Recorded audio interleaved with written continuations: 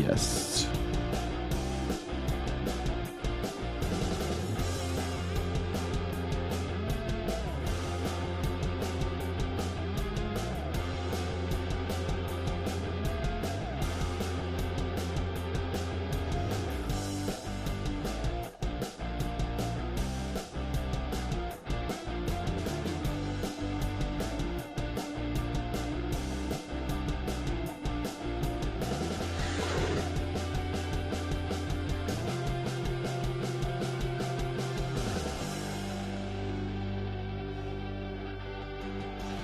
Hey everybody, welcome to the show.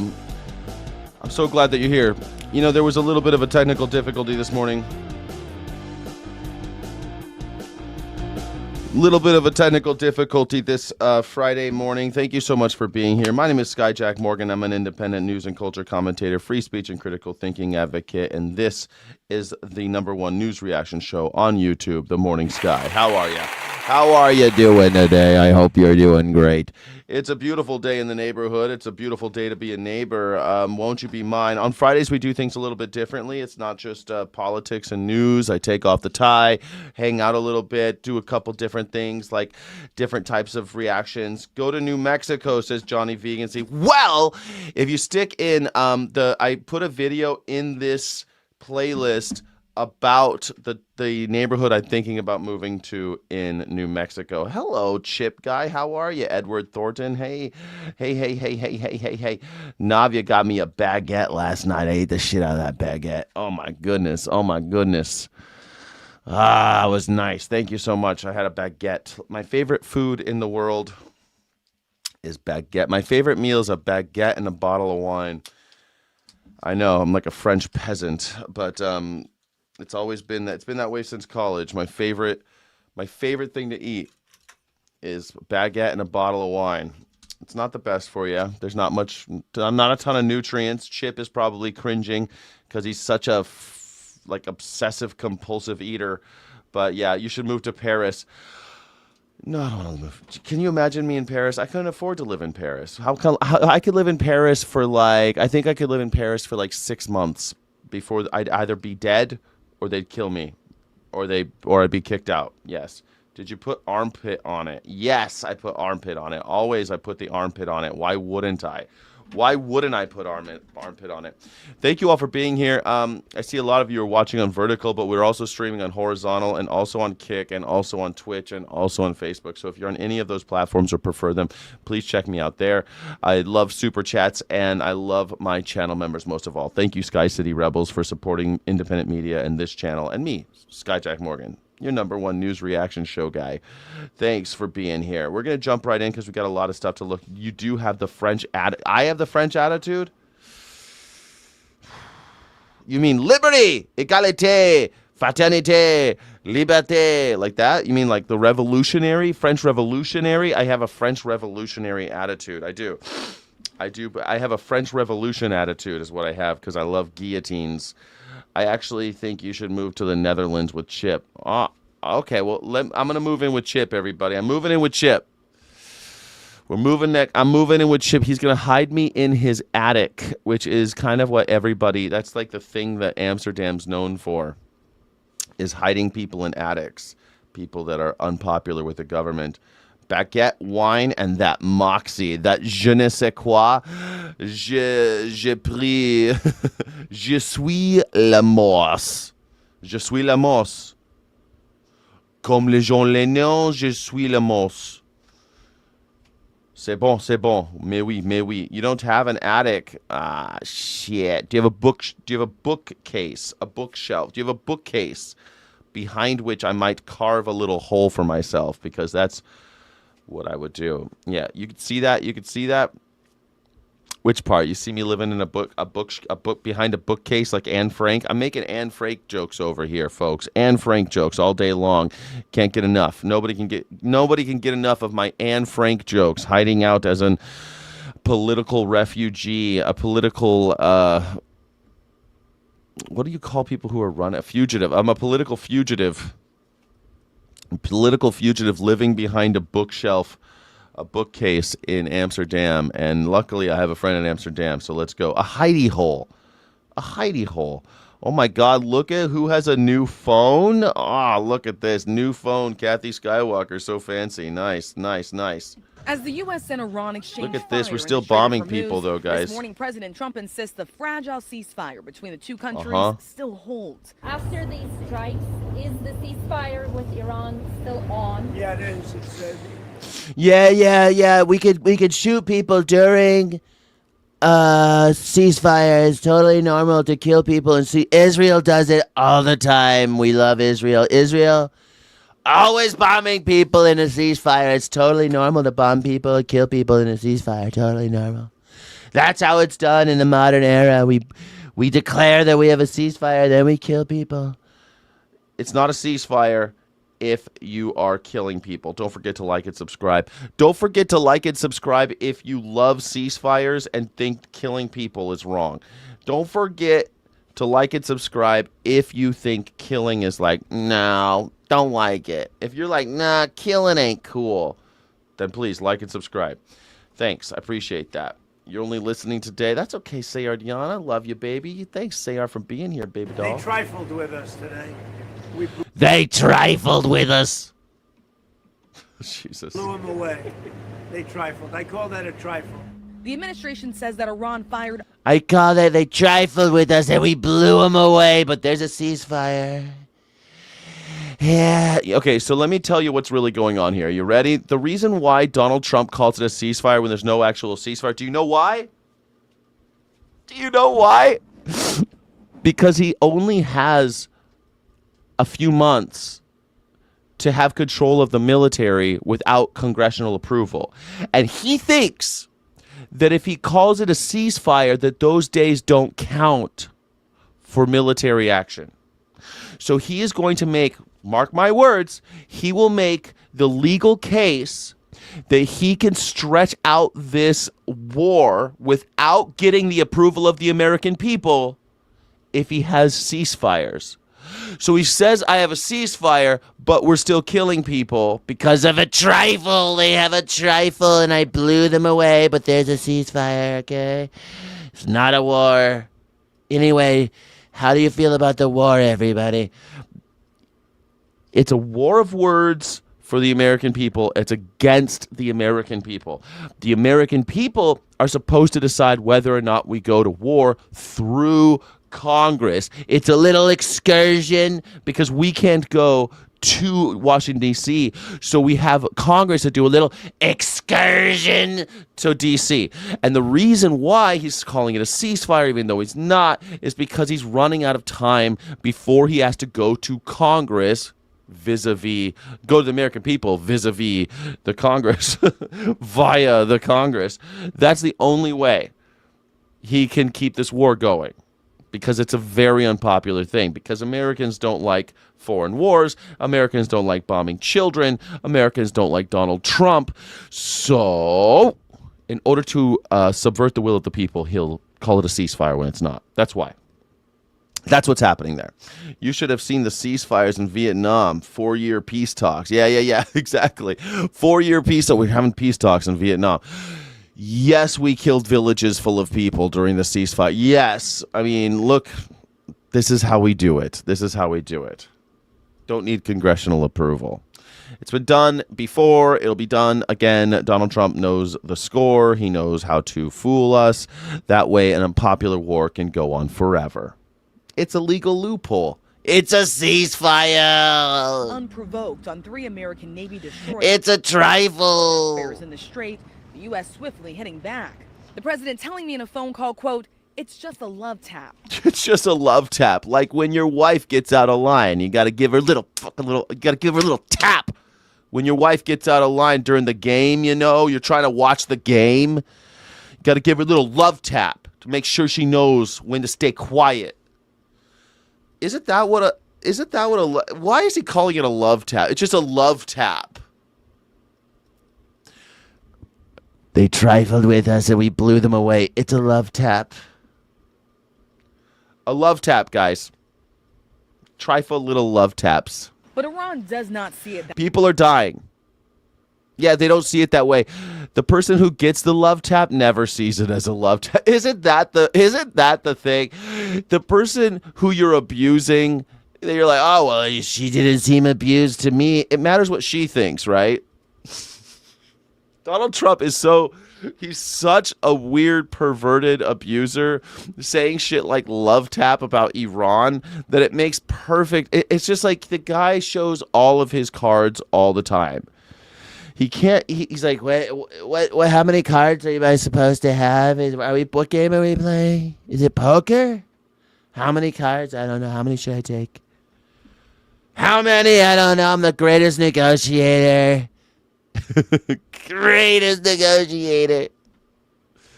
Holy shit. He was told to avoid calling it a war. I know he was, but he still called it a war. That's the thing. Yeah.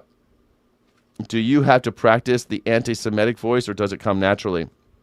Well, Donald Trump's anti-Semitic voice, I have to practice it, you know. Well, I watch him a lot. I watch the anti-Semite a lot, and then I practice it. Yeah.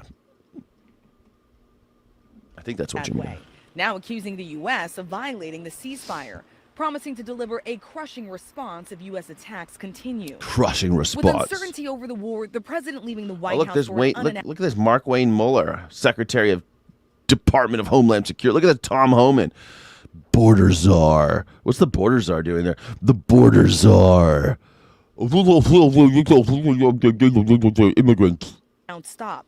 Bringing cameras along with him to the National Mall, showing reporters the blue coating he's installing on the floor of the reflecting pool outside the Lincoln Memorial. I asked the president why he was focused on the renovations amid the ongoing war and as gas prices rise. The president brushing off the question. So you see here, like, someone painted a picture of these guys.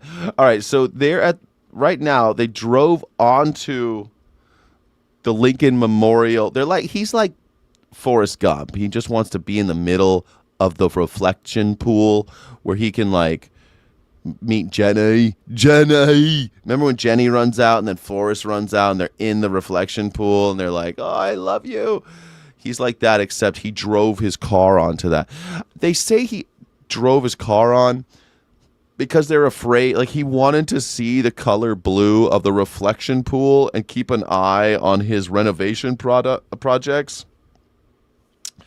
But the problem is he can't just walk out there because somebody might be looking for him, you know? Somebody might be looking for old Donnie boy. So they had to drive out there and keep him in the cars and put this, like, cocoon around him. You see how they've got all the cars? They've got the wagon circled so he can't get killed. So he doesn't lose his head. Calling it a disgrace. You are here against the back. Jenny! Run, Forrest, run! Mama said I could run like the wind blows. Drop of the war in Iran. Why focus on all these projects right now? You know why? Because I want to keep our country beautiful and safe. With the Strait of Hormuz closed. You know why? Because shut up, piggy. That's why. Sources say the U.S. and Iran are now attempting to hammer out a framework that would give the two countries 30 days to hold deeper negotiations. But the future of Iran's nuclear program remains a major sticking point. President Trump has insisted the country needs to commit to not developing a nuclear weapon, telling me it's... Why? Israel has nuclear weapons. I mean, I think if I were Iran, I'd be like, sure, I will get rid of my nuclear weapons as soon as Israel gets rid of their nuclear weapons. I don't have nuclear weapons. I'm Iran, right? I ain't got no nuclear weapons. But if you want me to stop trying to get nuclear weapons, I want Israel to stop having nuclear weapons. I want Pakistan to stop having nuclear weapons. How about that? I want India to stop having nuclear weapons. How about that? I want France to stop having nuclear weapons. They're always talking shit. Those French, always with their sacre bleu. I want the French to stop having nuclear weapons. How about that? Huh? But let's start with Israel. If I'm Iran and you want me to stop enriching uranium, I'll be like, all right, cool. As soon as Israel stops. Done. And I would make that so public. I would make a Lego video about it for sure. For sure, I'd make a rapping Lego video about it because they're so popular this summer. They're gonna be the bangers of the summer. All those Lego videos. I mean, wait till the next batch drops, right? Can't wait. Let's do it. It's too bad for those so-called ass on here. He is disgusting. Yes, he is. How about no weapons? I love it. No weapons. I love it. You get no nukes. You get no nukes. You get no nukes. Yeah, I love it. We will stop having nuclear weapons as soon as America and all her friends stop pointing nuclear weapons at us. How about that? Because we're sick of being held hostage. It's bullshit. You're saying that you can point a gun at me, but if I reach for the gun, you're going to just blow my head off. We blew him away with the trifles. I hate to call it a trifle. And it's ridiculous. It's so bad. Nobody stop having defenses. Would you spread your cheeks in prison? No, you keep your defenses. That's right. I'm not going to lick America's boots. What are we doing here? They're like, lick my boots. And he's like, they're going, I don't want. Stop their terrorism. Who's doing terror? Did they bomb an American school? Did Iran bomb a school full of American school children? Did they? Did Iran target civilian targets? Because here's the thing.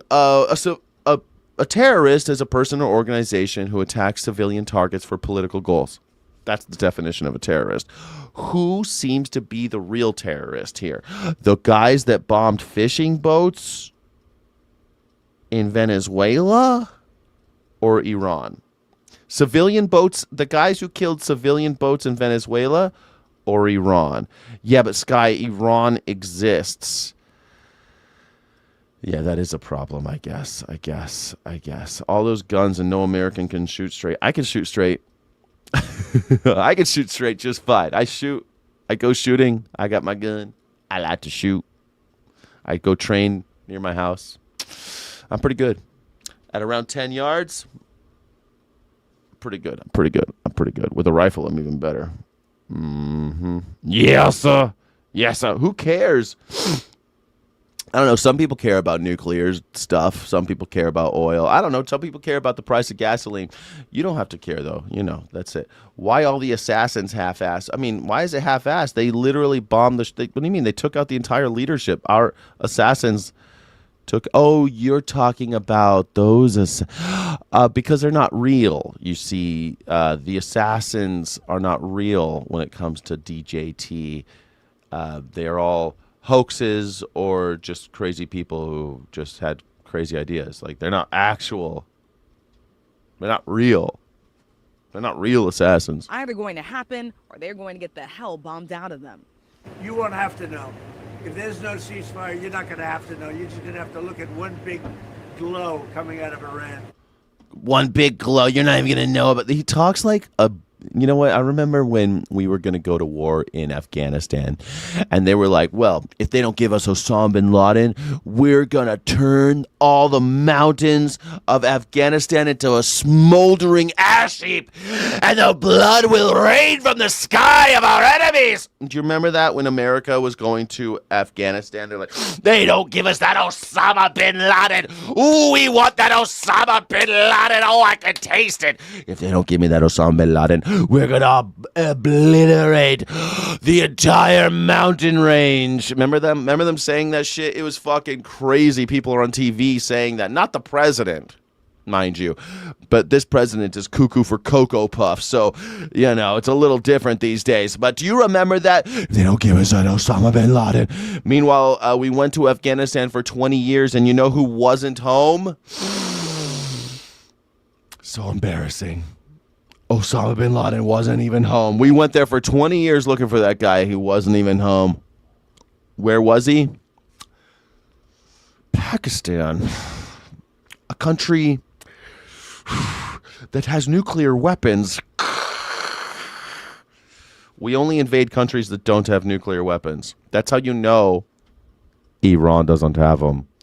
We only invade countries that don't have nukes.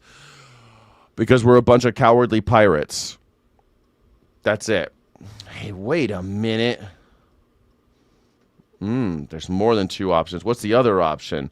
We need to leave or glass it. Glass it. Leave or glass it. I love that idea. Glass it. I live in Pennsylvania. My gas is now $4.99. Hey, Pennsylvania, that's cheap. That's cheap. In Los Angeles, I saw it at $6.85. Where I live, it's $6.50. I saw a picture of someone in San Francisco, $6.95 shit, for unleaded gas, like regular unleaded. The cheapest one at the pump. Whoo, it ain't looking good, son. It ain't looking good. Look at this guy. Look at this guy. Fucking Mark Wayne Muller. I want to put it in your butt. Why don't you get your butt up? I'm gonna put it up your butt. I want your butt. Give me your butt. I'm gonna kick your butt. I'm gonna stick it in your butt. This guy.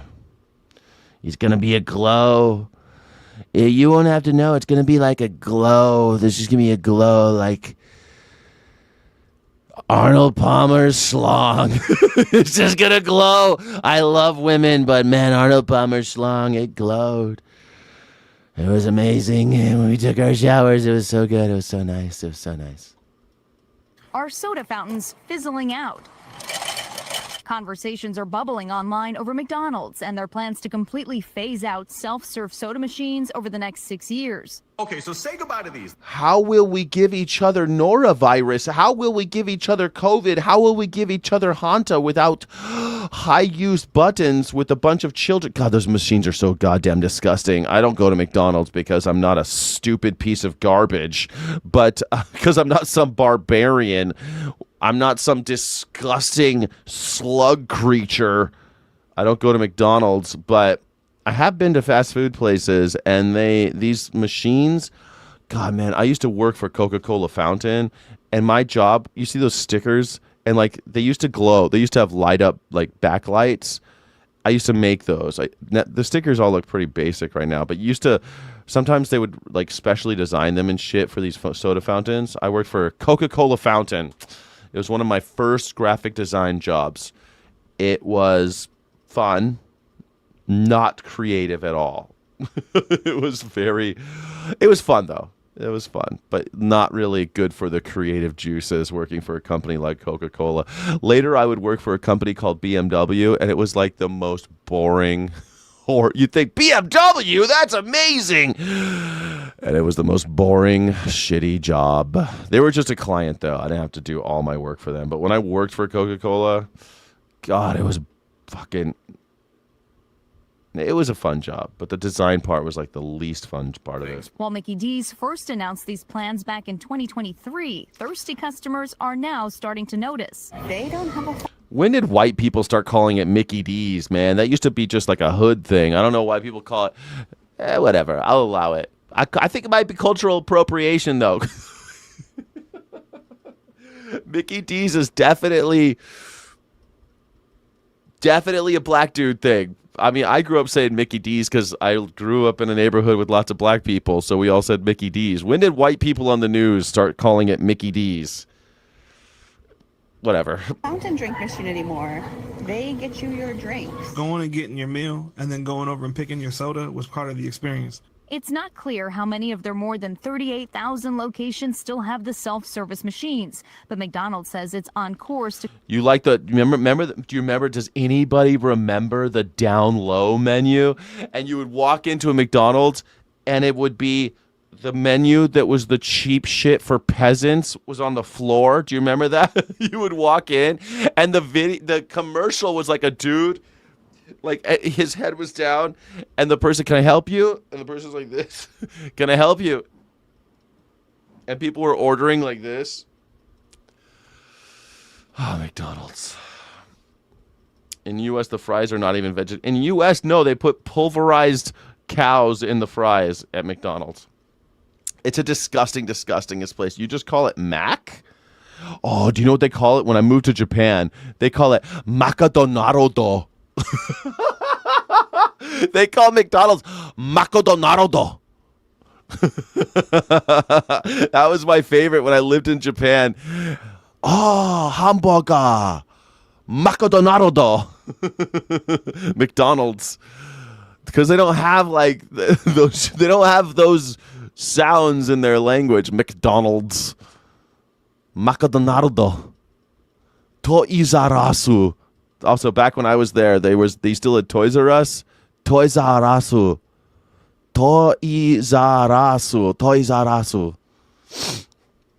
But McDonald, always fun to say. Man, there's so many. Do you know what? Man, I'm having flashbacks. When I lived in Japan, like my favorite word to say was judo hanbaiki, which is just vending machine. But judo hanbaiki was like, or the convenience the convenience like 7-Eleven. They call them kombinis. Kombinis, a convenience store. Like, why can't we call it a conveni? Like, that was so much fun. But even when I worked for Anheuser-Busch, we call them C-stores. C-stores. Fucking boring. Conveni? Fucking awesome. Convenience store? What a stupid name. Convenience store. We tried to force the Japanese to call it a convenience store, and they're like, nah. Konbini. Konbini or the judo hanbaiki. Loved it. Yeah, the judo hanbaiki. McDonald. Mac of Donald. Yeah, Mac means son.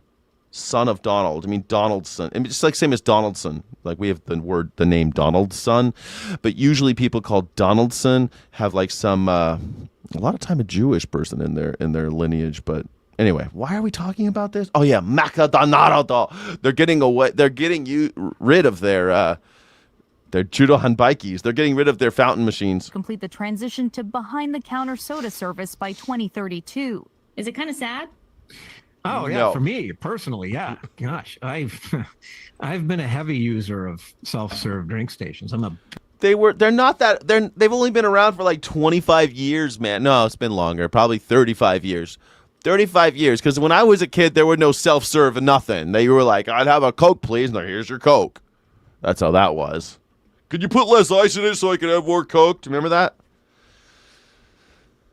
This self-serve thing was always a bad idea. Always a bad idea. It seems like a health code violation always. It's disgusting. Diet Coke addict. Editor-in-chief of Restaurant Business, Jonathan Mays, says he understands the online reaction. This thing that we had, like, you would get... I lived in Japan from 2000... 2005... No, 2006 to 2008. I lived there for like 6 months. And then I went back a lot. I've been to Japan many times. But I lived there because I was teaching English to children in the English club. And my friend was in the JET program, and he said I could come and help him. So I did. I lived with my friend, and we went on adventures in Kanazawa.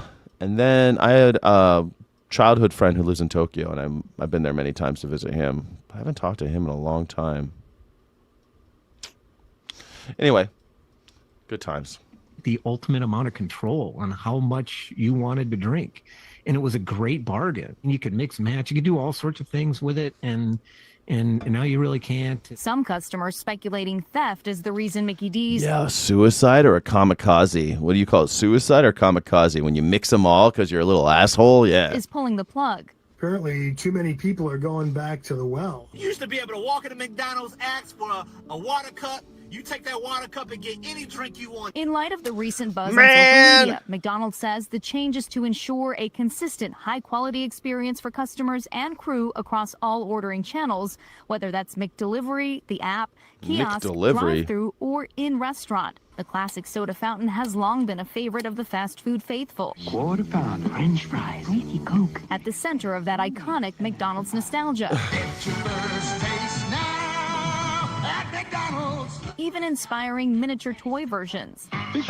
Yeah, but that's not self-serve, lady. What the fuck is this lady talking about? They're just self-serve. They're not getting rid of Coke. Oh, we're gonna have nostalgia about Diet. You could still get Diet Coke, asshole. They'll probably still give you a free refill. You just got to ask the lady for it. Introduces the McDonald's soda fountain. But the real-life version going dry as the Golden Arches cut back on customer control. Customer control, because they have none. They have no customer control. That's why the soda machines are out, guys. America, how will we survive? You know, can I tell you something kind of funny? When I moved back, so everyone knows I lived in Germany for a long time, and I moved back to the United States, and I got so fat immediately. And I was like, I'm not eating differently. What the fuck is going on? And you know what it was? It was these giant Cokes we're all drinking. We're just drinking sugar water. I was getting so fat just drinking my calories. Holy shit. I couldn't believe it, man. I was like, I just got to stop drinking all these Cokes. Root beers and Dr. Peppers. When I first moved back, it's like, oh yeah, everywhere you go, they're like, here's a Coke, and it's like a trash can full of soda. And then you're like, oh, I'll have another for the road so I can drink it in the car for some reason. Dude, stop. Ban dairy, make America not obese again. Good plan. McDonald's is evil food. Well, the food's not evil. It's the people who run the company. Lego movies are going through some franchise fatigue. Big drops in box office numbers. Don't make a Lego movie to send your message. I'm going to make a Lego movie about Iran giving up its nuclear ambitions if Israel gives away its nuclear weapons. That's the next one I'm doing. I'm making a Lego movie about how I can't believe they're not going to have free Coke refills that I can refill myself at the Coke machine at McDonald's. Dude, every time I look at a McDonald's, the line is outside in people's cars. They're not even using it anyway. This is so stupid. Whoa, I'm nostalgic about this. People don't eat inside McDonald's anymore. They eat in their cars. These monsters. Yeah, switch to water. I'm fattest I've ever been. I guarantee you switch to water. Not even just water. Just stop. Drink something else. Drink anything else. Because even juice, you're not going to sit there and drink 10 of them. Juice is going to fill you up. It's going to give you your sugar rush. And then you're going to be like, that's fine. That's enough juice. You're not going to sit there and drink a gallon of it. Just like high fructose corn syrup and this coloring and caffeine. I mean, it's engineered to keep you drinking it. You want a refill? You want another one? That's why it exists. So you sit there and drink a 2-liter bottle by yourself. Like the obscenity of the 2-liter bottle that people have in their houses. If you have a 2-liter bottle in your house, you are a sucker for marketing. They did that to you. If you have 2-liter bottles of Coke in your fridge right now, I'm just going to keep it and just keep pouring it. I got to buy 3 a day. Dude, don't do it. The CBS News senior White House and political correspondent Ed O'Keefe, who is covering the new congressional maps just approved in Tennessee. Chaos at the Tennessee Capitol in Nashville Thursday as Democratic lawmakers and protesters tried to stop legislation breaking up the state's only Democratic House seat. Look at that. Yelling, holding signs, calling the move Jim Crow 2.0, even burning a printout of the Confederate flag. A printout of the Confederate flag? Oh my God, Donald Trump's going to be so mad. You can't burn our flag. Wait a second, that's not our flag. That's the Confederate flag. Oh no, you're not allowed to burn the Confederate flag. There's fine people on both sides of this issue. Fine people on both sides. Okay. Fine people. Burning the Confederate flag. Don't they know that stands for heritage and not hate? The change follows the Supreme Court ruling last week that narrowed the Voting Rights Act. CBS News election law analyst David Becker says the ruling has this effect. And in some cases, that's going to mean that they blanch their entire state's delegation and really minimize the impact of the minority population in the state. That's the concern for Democratic Congressman Shamari Figures of Montgomery, Alabama, where a similar pending Supreme Court decision could draw his majority black district off the map. Oopsie daisy. Looks like we're getting rid of all the blacks in America. I'm sorry, guys. I didn't vote for Donald Trump. I'm sorry that this is happening. First they came for the blacks and I did nothing because I wasn't black. Then they came for the communists and I did nothing because I wasn't a communist. Then they came from the labor unionists. I didn't do nothing because I wasn't a labor unionist or a union laborist. Why no soy beer? Because that would taste like shit. Have you had sorghum? Tastes like shit. Sorghum beer. Blech. Tastes like shit. Because barley tastes good. Barley and wheat taste great. Tastes fantastic. Barley. And plus they have more fermentable sugars. Wheat and barley have fermentable sugars that soy just ain't got. Soy, it's really hard to get soy to break open and give it the sugars so that the yeast can eat the sugar and turn it into alcohol. And also it would taste like shit. It's too much. It's too high protein, too low sugar. No soy beer. I'm sure you could do it, but it would taste like shit. That translates into is this. And it would be foamy. It'd be like crazy foamy. It's okay to discriminate against Democrats who are black, but it's not okay to discriminate against black Democrats. Doesn't make a lot of sense. Alabama's Attorney General says it's just a question of reflecting the state's Republican tilt. Alabama's a conservative state. I expect that we'll have conservative representatives. Civil rights activist Doris Crenshaw, who at 12 years old started working on civil rights issues with... Have you ever farted in a box before? Does a walk-in freezer work? I think a walk-in cooler? Yes, I farted into a box before. Does that count in a walk-in cooler? Yes. Rosa Parks. Or what about a porta potty? That's like if you fart in a porta potty, you basically farted in a box, right? Yeah, definitely. Was at an information session hosted by Congressman Figures Thursday night. You've spent your entire life working for more representation, and they may be on the verge of taking it away. It does not sit well with me, and it shouldn't sit well with the people of goodwill in this country. Man. As of yet, nothing has changed here in Alabama. The Supreme Court may rule by today, but whether or not the state can actually change its value. Man, it makes me want to listen to that Arrested Development song, Tennessee. Take me to another land. Take me to another land.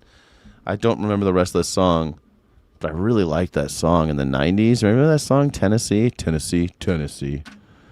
Tennessee, Tennessee. You farted in your sister's cereal box? That's so hardcore. That is so hardcore, freezer farts, man. Tell me you never done a walk-in freezer fart. You never, if you work in a restaurant, you've definitely farted in that walk-in. You're in there like, oh, I gotta get something real fast, and all of a sudden you're alone and there's no workers, none of your workers. Okay, good. And then you go back to work and no one knew, because it's hard to find privacy in a restaurant. Except the walk-in. That's where people cry. A lot of stuff happens in the walk-in. A lot of people. You vaped in the walk-in? Yeah, everybody does stuff in the walk-in, man. There's lots of stuff going on in that walk-in. That's just a whole thing, man. It's impossible to... It's impossible to list all of the things that have been done in walk-in coolers at restaurants. So lady tried to do an armed robbery on... It's like trying to figure out... Like trying to name all the tattoos that exist. It's impossible. Infinite things have been tattooed to people. Infinity things. That's how the walk-in cooler is. The walk-in cooler is like that gun that Rick and Morty have that go to a different dimension. That's the walk-in cooler. Is that green portal thing? That's what the walk-in cooler is. When you go in there, you never know what you're gonna get. You never know. It's like a box of chocolates. You never know what you're gonna get. Gas station? The hell is this? Asmongold, everybody. Asmongold. Let's hear his hot take on this. This is a robbery. It's a robbery?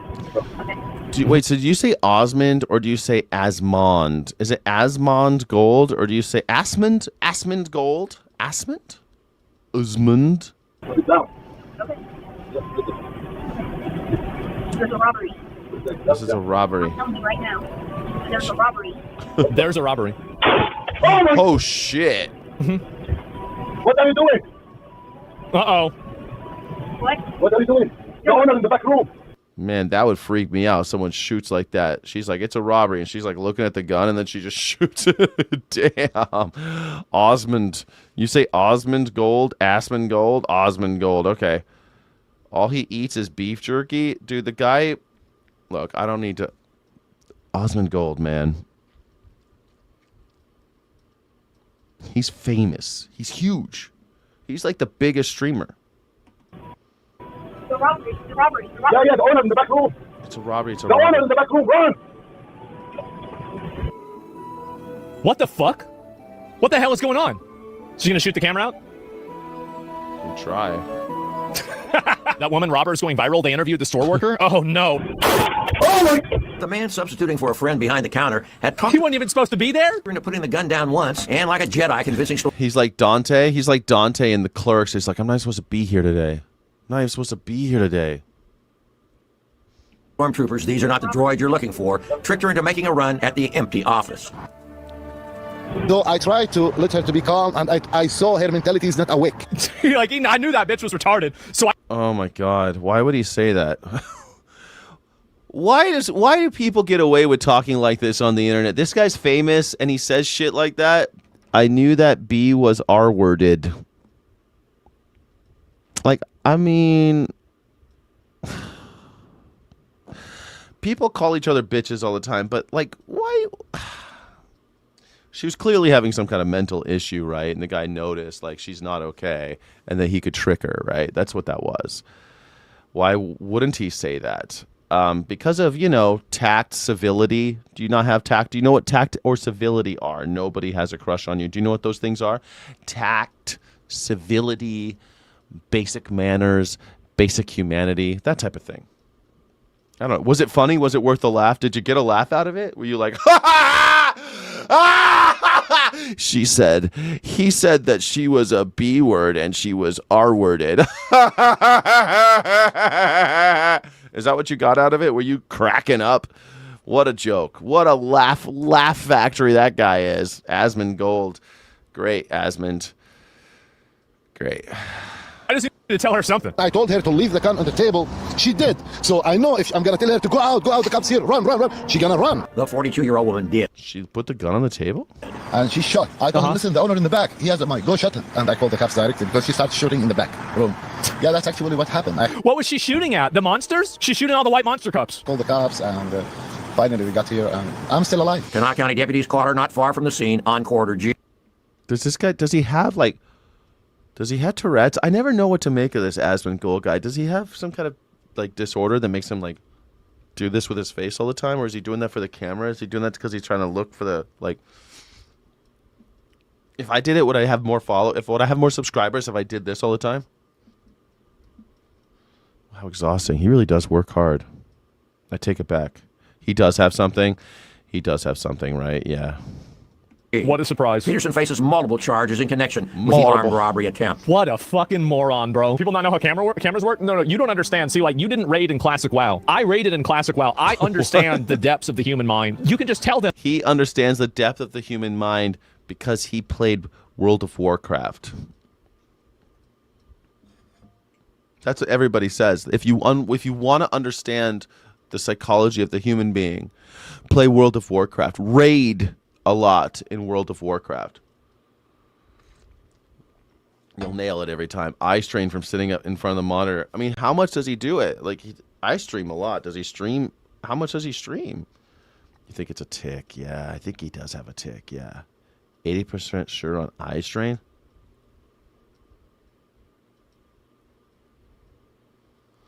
If I start doing that, would somebody tell me, please? If I start doing this, that's because I'm streaming too much. Tell me to take a break, all right? Please. Put the gun down, go walk in the back room. That's where all the money's at, and they'll just do it. They'll just do it. It's crazy. It's crazy. I mean, it's crazy because it is true that if you tell people to do stuff, they often do it because people are used to following orders. People are used to doing what they're told. So if you say something with a great degree of confidence, a lot of times people will just do it. It's not a Jedi mind trick. It's that we are evolutionarily predisposed to follow the leader. And we have to constantly be going, okay, wait a second. This is how you get in trouble because people who understand this are able to manipulate us. And so you got to question authority. You can't just do everything that they say, and you can't listen to the news and think, okay, this is the truth, because they say it with confidence. They know how to read better than me. It goes back to it goes back to the Bible stuff where they wouldn't allow the Bible to be printed in local languages. It had to be in Catholic, not Catholic, had to be in Latin. I was thinking the Catholics made it illegal. It was completely illegal to write the Bible in any language other than Latin. And so if you wanted to know what the Bible said, you had to go to them and they would read it to you and you would listen to it in Latin. And then he said, what it means is, and then he would tell you what it means. A lot like they do today. They read you this old English shit. He is risen, cometh, and the begats, and blah, blah, blah. And then the guy at the pulpit tells you what it really means. It means vote for Trump. And everyone goes, yeah, that's what it means. It means vote for Trump. That's it. The Bible means vote for Trump. The Bible means we can kill all the animals. The Bible means rape the planet. The Bible means I need to give more money to the church and I'll have more money. That's how that works.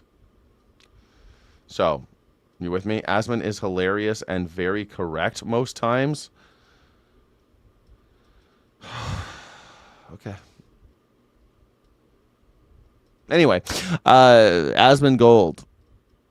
It's not a whole thing about like a Jedi mind trick. It's not because the woman was a R-worded biatch or anything like that. It's just that she was having an episode, probably got a gun, didn't know how to really use it, was kind of weird about things, and the guy saw that and knew that he could bark orders at her, and she's probably going to do it. Go, do it, go quick. And she did. It's pretty amazing, actually. But anyway, Asmongold, yeah, hilarious. Great. Asmongold is not funny. Ignorance is not funny. Bigotry is not right.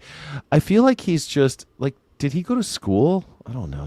Did Asmongold go to college? Based on available information, there are two distinct individuals who may be Asmongold. Zach Hoyt, Twitch streamer, college experience. He attended college and completed his business degree.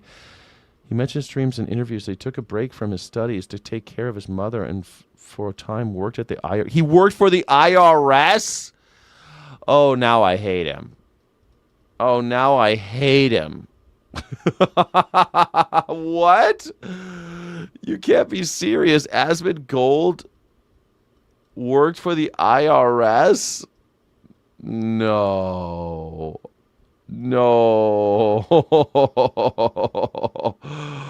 He grew up with an interest in video games, particularly role-playing games. Introduced to World of Warcraft by a friend in 2006, he became captivated by the game and began playing it extensively. He attended college but dropped out to focus on video game playing. Great. So he didn't go to college. He dropped out. Oh, he's in Texas. He's 35, no education. Damn. Final Fantasy 14 he played in 2021. Hundreds of thousands of viewers. He remained one of Twitch's most popular World of Warcraft streamers during the Shadowlands launch in 2020. Asmongold. After Elon Musk was accused in January 2025 of playing third parties to boost his Path of Exile 2 account, Hoyt challenged Musk to prove that he himself had leveled a character to 97 in hardcore mode. After which Musk unfollowed Hoyt on X, removed his verification check, and posted a screenshot of their private messages. That's kind of funny. All right, I don't know. He's a mixed bag. I kind of like him for that. It's funny. Asmongold worked for the IRS, says bigoted shit, but he did call out Elon Musk to the point where Elon Musk unfollowed him, removed his check mark. That's funny, man. That is funny. Love him for that. A BA with a major in gaming. He's a guy on YouTube that goes live and reacts to Asmon reacting to headlines on Twitter. Brain rotception. Yeah. I'm sorry. Am I that guy? Parallelish? Am I that guy? I'm sorry. I don't usually really react to Asmongold, but the thing about the dumb criminal, it just caught my eye. Like, why is Asmongold reacting to this lady with a gun? I didn't know he was going to say all that stuff to make me stuck on him. But in Germany, I knew there was helium on the moon when we refused to sell them helium for the Hindenburg-style blimps. Helium on the moon. There's helium on the moon. It's in For All Mankind. They discover helium-3 on the moon, and they use it for fuel or something, I guess. I don't know. It's a fun show. You should watch it. It's a great show. Are you triggered? Perfect. I thought that would happen quicker, to be honest, when I looked at you at the beginning. This guy is a magger comedian, a magger comic, and he has gone viral because he sits here and he just berates this woman, and people are laughing. But let me see if you think this is funny. What do you think? Here, this is your moment to speak. What should happen now? If this was your... You're good? This is not okay. This is not okay. You have kids? Look, we can do this the easy way. Let me take a beer. I don't know. The over laugh is something that I'm getting used to with maggers. It's like even when something really isn't funny, they will go overboard.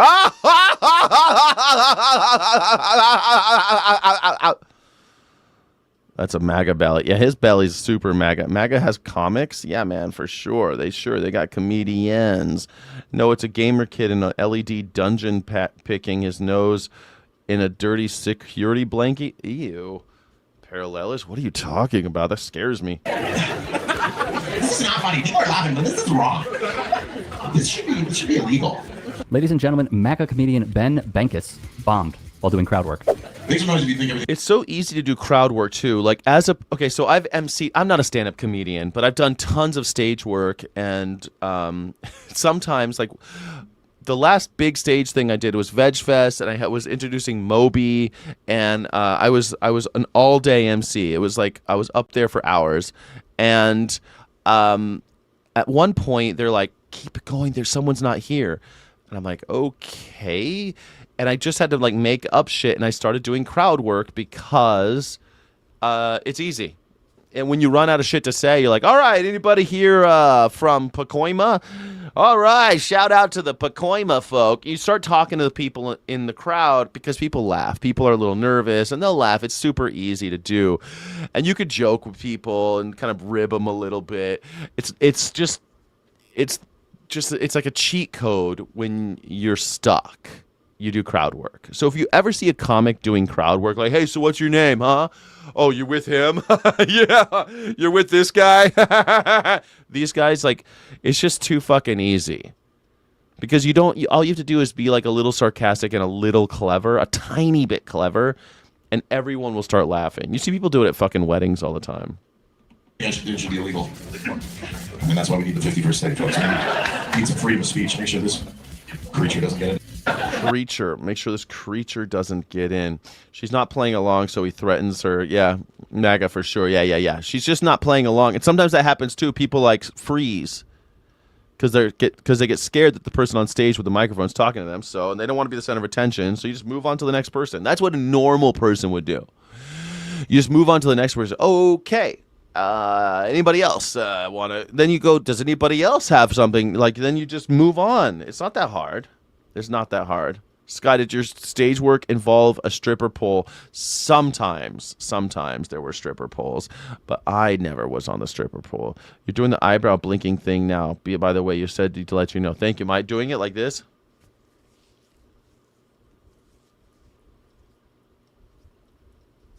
Am I getting the Asmongold eyes?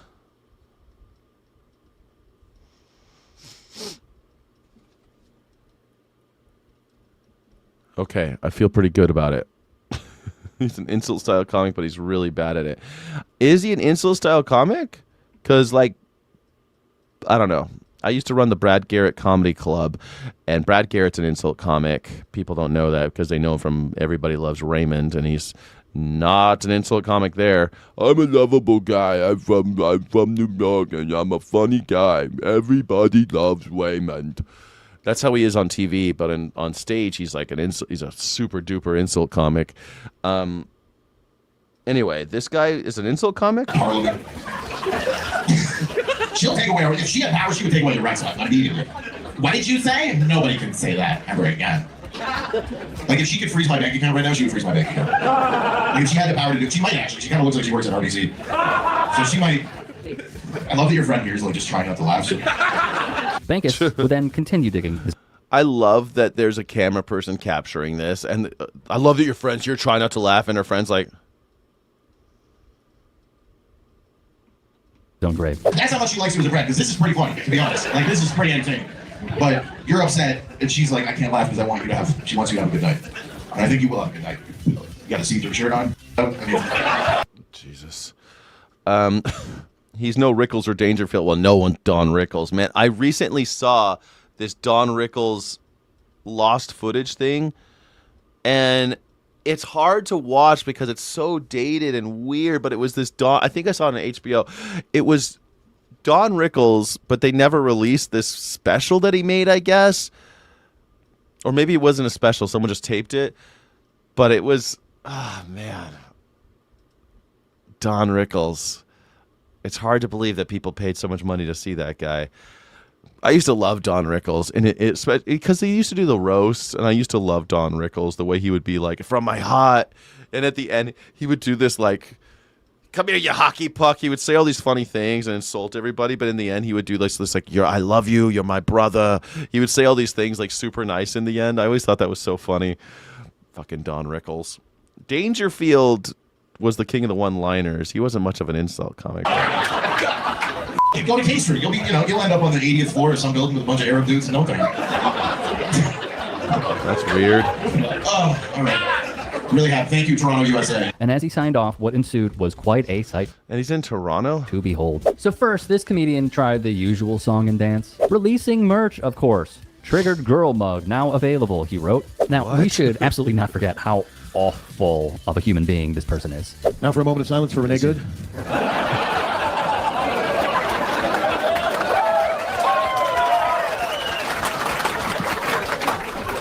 Really hope that dog's okay. That's comedy. That's comedy for you, for MAGA. Imagine if they did that. Did they do that for Charlie Kirk? Did you ever see any comic get on stage and be like, moment of silence for Charlie Kirk? Did you see anybody do that for Charlie Kirk? And her pet.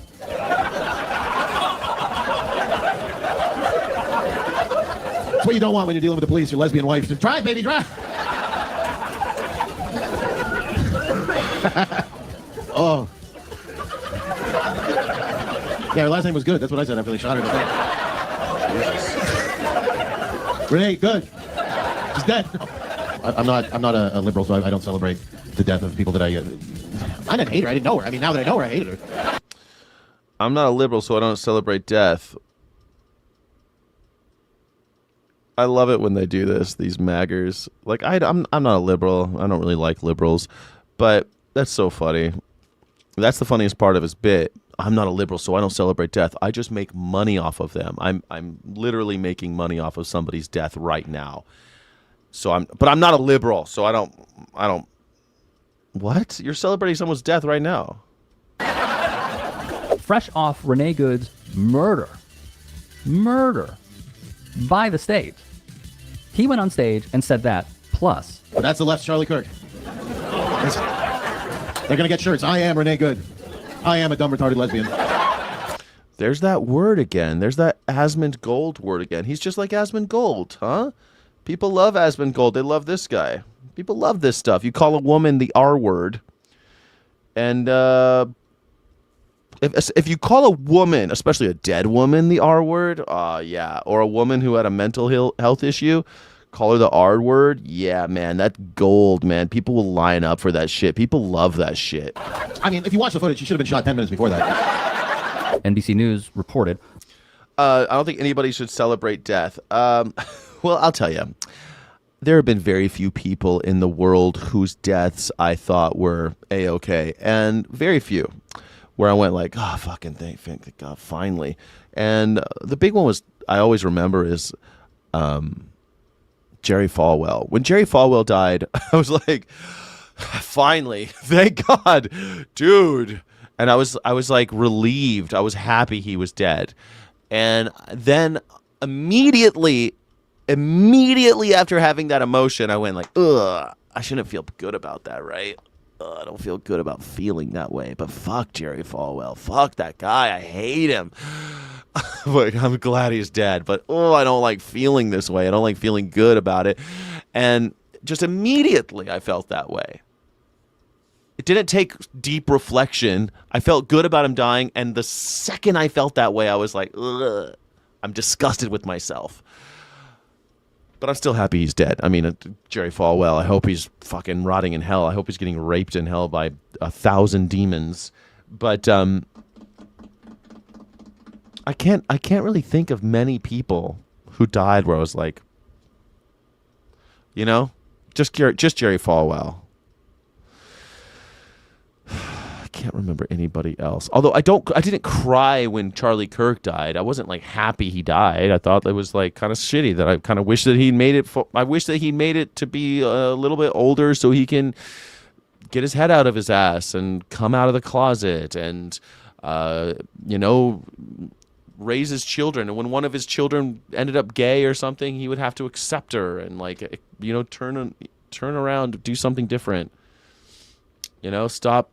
I love that arch. Even Tucker Carlson, I mean, he's a horrible person, but even he's like, I feel really guilty about promoting Donald Trump because of this Iran thing. People are dying because of me. Says Tucker Carlson. I love that. If Tucker Carlson died, I wouldn't have that moment. I love that moment. A Minnesota comedy venue canceled 6 sold-out shows by the comedian after videos. Yeah, MAGA can't feel guilt or shame. Yeah, totally. Yeah. James Dobson. Falwell's like the worst. Rush the band? Yeah, Schadenfreude. But Schadenfreude is the joy of, we call it like malicious joy or like joy of, I don't know. Schadenfreude is the joy of somebody else's downfall, right? And I think Schadenfreude is okay. Like when Martha Stewart gets caught doing insider trading and goes to jail, I was like, good, fuck her. But if she got murdered, I wouldn't be like, yay, like I would be pretty bummed that Martha Stewart got murdered, But when Martha Stewart got caught stealing and went to jail, I was like, good, all these white-collar criminals. Hopefully it'll be a new world where all the white-collar criminals go to jail. Then it did. That's not what happened, though. Of him mocking Renee Good's death went viral. Laugh Camp Comedy Club, which is located in downtown St. Paul, dropped all the shows that were scheduled to take place. And they cited heightened threats, increasing media attention, and civil disorder. The ticket buyers would be refunded. To give one a sense that I'm sure you picked up on. When Limbaugh died, I wasn't happy about it. I mean, I wasn't like, yeah, Rush Limbaugh's dead. I mean, he died of a drug overdose. Didn't he? Drug addiction or something. How did he die? How did Rush Limbaugh die? I thought you meant Rush the band. Today's Tom Sawyer. He died at 70 years old due to complications from stage 4 lung cancer. Dude, he died in Palm Beach, Florida. Man, all these fucking assholes live in Palm Beach. I mean, he was definitely a piece of shit. So, like, I wasn't sad when Rush Limbaugh died. Rush Limbaugh's kind of like Charlie Kirk. I was like, man. But he didn't. Charlie Kirk was so young. If Charlie Kirk made it to 70 and he never changed and he was just like Rush Limbaugh. Like, Rush Limbaugh went to jail for drug smuggling. And he was a guy who said that drug users should get the death penalty in America. This guy was so conservative, but he was a charlatan. He was a liar. And people realized it, and then he died of lung cancer when he was old. And I guess, like, I kind of wish that Charlie Kirk lived long enough for people to realize that TPUSA is a joke and a hoax and a scam, and that he was just the youth outreach branch of the Republican MAGA movement. And he didn't believe what he was saying, and that he was actually giving money. I wish he was alive for all the trans porn stars to come out, all the OnlyFans models to come out and say, yeah, he gave us a bunch of money. I wish he was alive for that scandal. I really, really do. Today is Tom Sawyer. Already of this guy's comedy, look no further. Hotels are racist. You go to the hotel, they got signs in the hallway. Please keep it down in the hallway. Might as well say no blacks allowed at that point. Or they'll have a sign, no cooking in the rooms. That's for Chinese people. They'll bring a hot plate to a Comfort Inn. They will. Well, what? I want to cook a broccoli. Why can't I'm going to boil some water. And then I'm going to steam a broccoli. Trump tomorrow was like, we're going to put all the homeless people in concentration camps. We'd be like, let's give it a shot. Can you see somebody, a homeless person, just like, I'm letting that guy go. I'm letting that. When I go to vote for Donald Trump for the third term, we vote. Everybody mad that Zorhan won because, he's a Muslim, and people are like, that's not American. They didn't have a Muslim mayor, but what do the Muslims do? They tell their women to keep their mouths shut, go to the kitchen, make some food, right? They have tons of kids. They want to gay people. Sounds pretty American to me. Jesus, people laugh at that. I mean, I guess, like, look, man, I love comedy. I love going to comedy shows. I like some dark humor. And sometimes when you see these things out of context, it's not really fair. So, but this guy, it's hard to watch those clips after he like kind of weirdly assaulted the other lady, you know, when he was doing the crowd work. So it just seems like, I don't know, it's hard for me because I've heard some nasty shit on stage and I laughed because you're in a safe environment. You know, it's okay to laugh at dark shit in a comedy club. And it's not like he did this on Netflix. He's not like he's a comic for, I don't know. I don't want to give this guy enough. I don't want to give this guy out, but I mean, I understand comics. And sometimes comics say shit on stage that you would never hear anywhere else. And it should not be taped, ever. It should not be taped. It should not be consumed on TMZ or on YouTube or anywhere else. Like, it should only be a dark secret in a dark room with drinks, and we all laugh because it's naughty. That's what a comedy club is. And these clips from a comedy club, a little rough, but, I mean, the only reason they're doing this is because his thing went viral where he was assaulting the woman. Trump is not very popular in the international community. What community? A bunch of people going... That's who gives a what they think. Seriously, they wouldn't even have anything if it wasn't for. Yeah, I mean that's the thing. Like he's making like the berating women. See, that's the thing.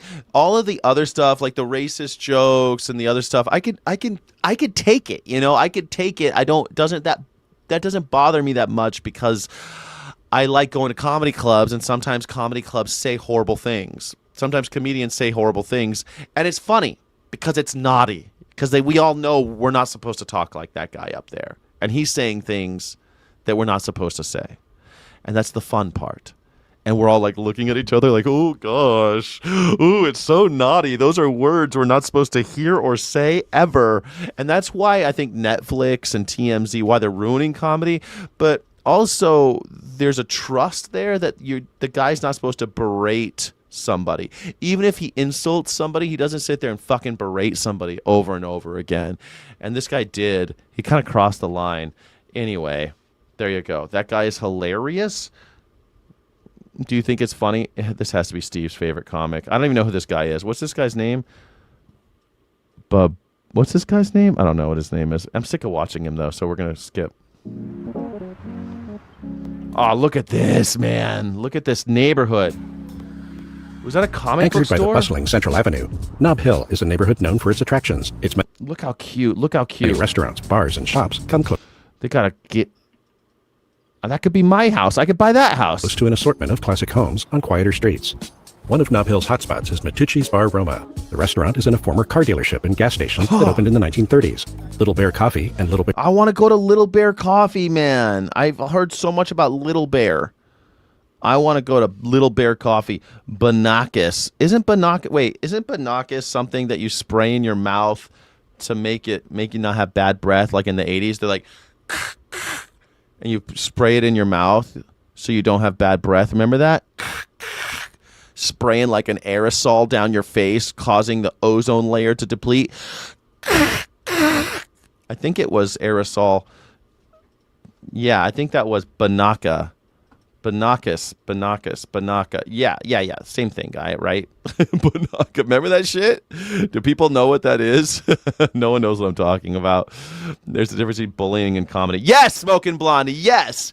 Like, you could tell dirty jokes. You could tell racist jokes. You could tell all sorts of jokes on stage in a comedy club. But bullying somebody in the audience is different. I totally agree with you, Smoking Blondie. He crossed a line, and so now because of that, people are showing all of his dirtiest jokes, and he looks like a piece of shit. And he is a piece of shit, but hopefully he'll learn his lesson. But he won't learn his lesson. He'll be like, they're canceling me because I said bad words. No, they're canceling you because you bullied a woman. And you called her an R word, and you said all these things like, no, sorry. Yeah, aerosol.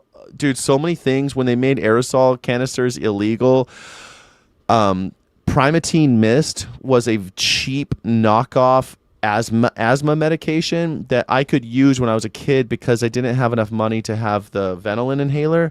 And so when I was having an emergency, I could run into a drugstore and get Primatene Mist.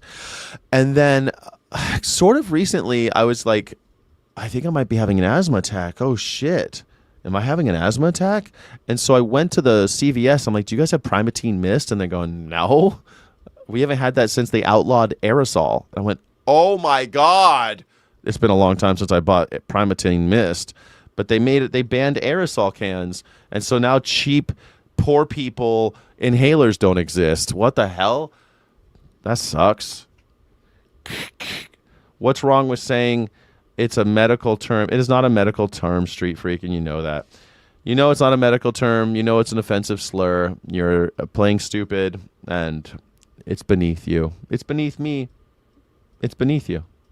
Little Bear. I want to go to Little Bear, dude. Look how cool this like brutalist architecture. Their PN neighborhood bar offers caffeine boosts by day and cocktails by night. Does cocktails at night? La Montañita Food Co-op. La Montañita. That's where I want to go. I want to walk to this place and go supermarket shopping, smoking Blondie. I just want to walk here and get my groceries. A close-by spot for organic grocery items. Central Avenue sometimes doubles as an event space. What? The Route 66 Summerfest in July draws people to the area for live music, food, Route 66 Fest, trucks, and more. Many of the early to mid-20th century like that. Look at these curved. Look at the curved corners and shit. How do I get one of those? Homes in this neighborhood have distinct Pueblo or Spanish colonial styling. Pueblo, bro. A lot have already been updated, but prices range from $200,000 to $800,000. $200,000 to $800,000, man. I could buy a house there. I can buy 2 houses there. I could buy a house there. Man, I need to save up my pennies and move to New Mexico, Albuquerque. I want to go to Albuquerque. Depending on the condition. Locals can scratch their competitive itch with a game of tennis on the courts of Wellesley Park. Nearby McDuffie Park is popular among dog walkers. Commuters have access to the Albuquerque Rapid Transit bus line on Central Avenue. What? Cycling is another way to get around, and there are bike lanes on roads like Ludd Avenue. The Albuquerque International Sunport and Interstate 25. They don't call the airport. It's not an airport in Albuquerque. It's a sunport. I don't know why they call it a sunport. It's not an airport there. They have a sunport. Yeah. He did a Renee Good and Alex Jones unfunny. Yeah, they're not funny. What do you think about this? Go! Kirk leaning to the left at the end is hilarious. It would have happened. He did lean to the left. Look up houses in Davao City, Philippines.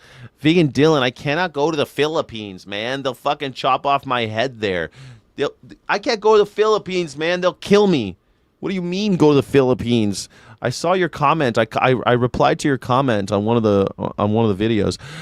I can't go to the Philippines, bro. They'll fucking murder me. I'll get killed in the Philippines. Definitely. Also, the whole point of moving is so that I can continue having a creative life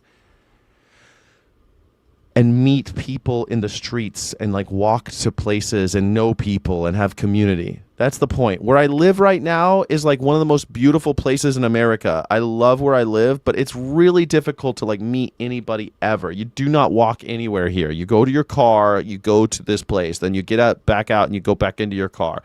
You could try to hang out, but the beers cost $10.50. You could try to go to cafes, but the coffee costs too much. Gasoline costs $6.50. It's like I'm getting nickeled and dimed everywhere. My taxes are going up. Everything is like I'm making less. They're charging me more. That's Trump's America. So I gotta do something. And I'm thinking, Albuquerque. People are so nice there. Yeah, but they're not. Do they speak English? Because I don't speak Tagalog, I don't speak Tagalog. I speak exactly 0 Tagalog. Are both about 3 miles away. Public school possibilities vary by address. A possible path is to start at Bandelier Elementary, which has an A- grade on niche, before moving on to the C-rated Wilson Middle. I can have a kid and have an A- school. And B-rated Highland High. The 23,000-student University of New Mexico is just about a mile away. Nob Hill is a hub of things to do, and a place where people can live close to the action. Close to the action? I want to live close to the action. Look how nice. They got a bus in the middle of the Route 66. I don't know, it just looks so cute. Look at the size of that sky, am I right? I'm going to miss seeing the mountains, maybe. I might miss seeing the mountains. Yeah, fuck it. Who needs mountains? That's in homes.com. They're making me want to go. Don't reproduce. Enough humans, says Veganosaur. Well, I'm not gonna go out. I'm not like gonna go out and like with that express purpose, but I might. You know, you never know what's gonna happen with Skyjack Morgan. You never know what's gonna happen. I didn't think I'd be doing gaming streaming either, and here I am doing it. I'm practically an Asmongold. I'm gonna be bigger than Asmongold. It's gonna be bigger. I'm gonna be bigger than Asmongold. That's right. Asmongold's just a complainer. Asmongold. Maybe he is just a complainer, but people love him. He calls people the R word, especially women. Don't leave Skyjack. Callie needs you. Callie don't need me. California does not need me. I love California. Maybe I'll be back. I love California so much. I'm born here. I love it. I wake up. I go outside every morning and dump my coffee in my garden, and I look at the sky, and I'm like, this is a beautiful day. I love it. I love reading by my window, the bright sun, but they get plenty of sun down there. Yeah. Get a sugar mama. Lots in the LA area. Oh, yeah. Should I get a sugar mama? How do I get one? How do you find them? Did I just explain to you that I can't meet anybody in this fucking town? Have you spent much time there before? Not a lot. I've been mostly to Taos and Santa Fe, but I've been to Albuquerque a couple times, like driving through, and I've always been like, it's kind of nice. All right, it's kind of cute. That was kind of my impression, right? Because I would usually stop. I'll be honest with you. The reason why Lateral Atlas I've stopped in Albuquerque several times is because I know they have vegan restaurants there. So I'll like drive. If I'm driving across America, which I've done a bunch of times, or driving to Texas, or driving, and I have to drive through New Mexico, I will be like on the map going, okay, vegan restaurants, New Albuquerque. And so I would stop at vegan restaurants in Albuquerque. And they were great. They had good ones. Do you know how badly you have to be abused mammals to make them not want to have kids? Yes, yes. Do you know how badly you have to abuse animals? I said that. Are you quoting me? Are you quoting me? Sky will return to Cali in 15 years, maybe. I don't know. I'll be old. 15 years. And Pete, I'd be like that. Flower. What's wrong with you, Flower? You feeling okay, buddy? Skyjack, I know why you're going to New Mexico. Why, Terra Firma? You figured it out. Oh my gosh, you figured it out. Share with me, please. Pacific Northwest for life. That's great, but it's a little cold for me. I can't do it up there. Sounds like a you problem. Ooh, Nevada. I love Nevada. I lived in Las Vegas for 5 years, I think. 5 years? Something like that. 13 to 2018. Yeah, about 5 years I lived in Las Vegas. I loved it. Fucking loved it. I always wanted to live in New Mexico. Might be cold sometimes, but not Albuquerque. Not so bad. Santa Fe does get cold. It gets a little cold. Yeah. You have a fever. Is it cowbell? Is it for cowbell? I'll sugar mama you, Blondie. You're sick, friend. It's okay. I get it. What am I sick about? Man, what is this about? God, you guys, you're killing me. It really wastes my time. Have you guys seen this? This is Nemo chess, and she went to this. She went to this Magic the Gathering tournament, and this guy freaked out on her. Okay, so we need to rewind a little, because this was genuinely one of the craziest weekends of my life, and somehow it all started with the Magic the Gathering tournament. Yeah, we'll come back to that part later. I flew to Las Vegas. This guy wouldn't even shake her hand. Because he lost at chess and he flipped her off and everything? Playing Dual Land, a two-headed giant MTG charity tournament hosted by FlyQuest. This was my first time playing MTG. My usual card game in Vegas is poker, so it was super cool to be doing MTG here at Level Up Expo. So this is a Canadian streamer that I follow. She's really good at chess. She's a woman's grandmaster, and I've always liked her content, and I like her chess stuff. She'll go and play Street Hustlers, and she'll hustle chess on the streets. It's pretty fun, because that was always my style of chess. I always liked playing in the street, and she plays the type of games that I play. She plays 1 and 3 minute games, I think, and that's mostly what I play is 1 and 3 minute games. But she's so much better than me. She has like, I think, double my chess ELO. She's like twice as good as me. But which is great though, because she's she's a woman's grandmaster, so it makes sense. She's really fucking good at chess, especially blitz and bullet chess. We had a giant partner, Talia, show me deck building and learning how to play in person. And somehow She's a professional poker player. I think that's how she makes it. She streams. we went 3-0 on day one and made semifinals, which for somebody competitive like me was very exciting. Do any of you guys play Magic the Gathering? I loved it when I was in high school. When I got divorced, I gave some kid all my cards, and he cried because they were like really good cards, and he said, "You should sell these." And I said, "I can't. I need to get the fuck out of here. I'm moving to Vegas." I should have taken them. There was only a small box. You know, it was like it was a big box. It was like this big of a box of cards. But I was I was like, I'm never going to play Magic the Gathering again. Why would I want to bring these cards? We did end up losing the semifinals to Danny and Mina, but honestly, it was such a fun experience. Huge congratulations to Ellis and Raynard for winning the whole thing. After losing the semifinals, I decided to boot up my stream nearby. I chatted with FlyQuest and Chess.com previously to give out prizes to anybody that beat me at chess. Nobody was beating me that day, so I just started giving out the prizes I had left. And then nobody beat me. That's like the thing, right? I have these free games. I have this free shit I'll give you if you could beat me at chess, and nobody can play because they're all Magic. It's a Magic the Gathering convention, so of course nobody really knows how to play chess. And she's just killing everybody, right? She's just slaying. So she just starts giving away free shit. Makes sense, right? This guy. Well, best of luck.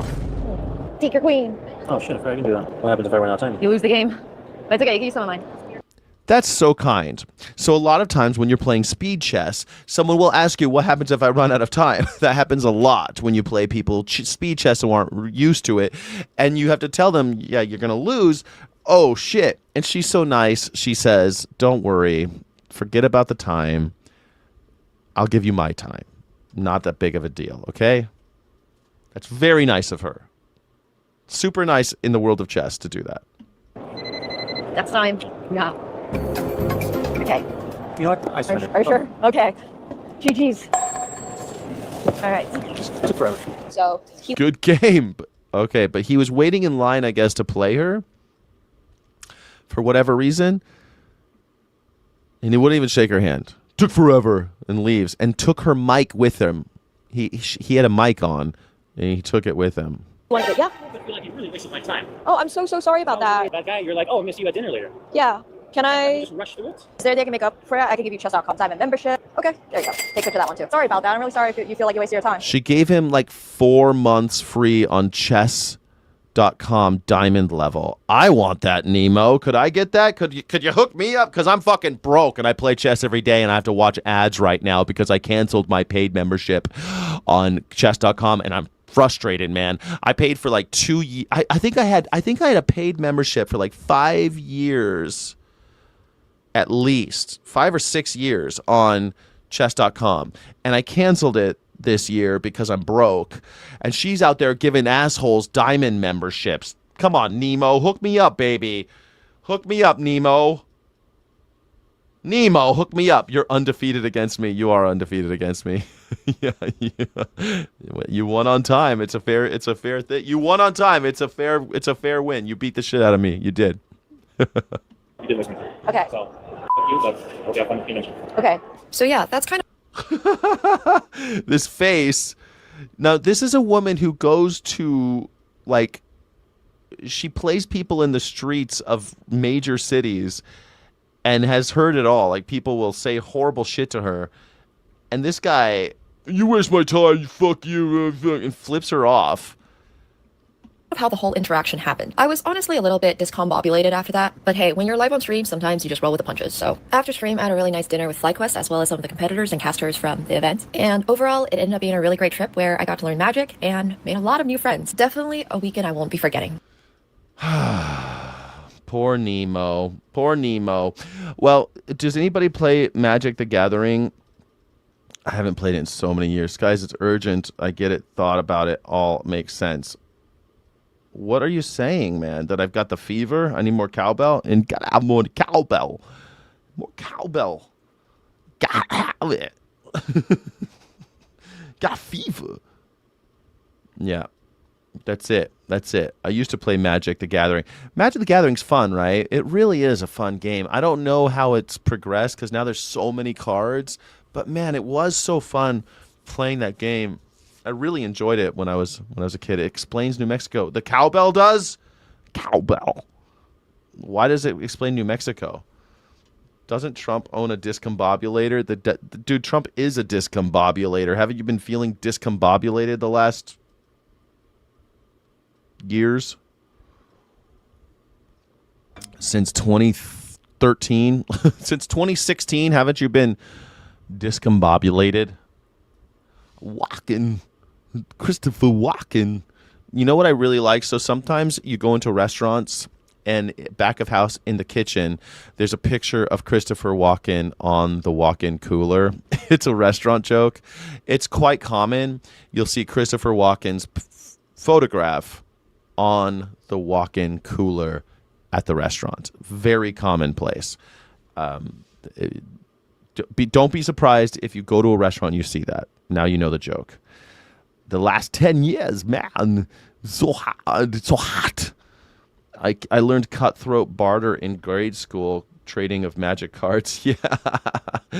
Sorry, my discombobulated. I was out of, I didn't have, I never played in school, but I used to hang at this coffee shop and we were playing cards and chess. And, you know, I was under 21 for sure. And somebody started bringing magic cards and we all got really into magic cards, started buying packs and shit, getting into it. And I really liked it. You have Latin fever. High five. Latin fever? No, I don't have Latin fever. No, I don't have Latin fever. Nope. I mean, my last girl was Latina, but before that, my girlfriend was from Taiwan. Before that, my girlfriend was Korean, but she was adopted here as a child with white people. Before that, I was with white girls, and then before that, I mean, I don't know. I've been with all sorts of women. I don't know what you mean. No, I do not have. Yay, Honest Doubter! Thank you so much. I appreciate you.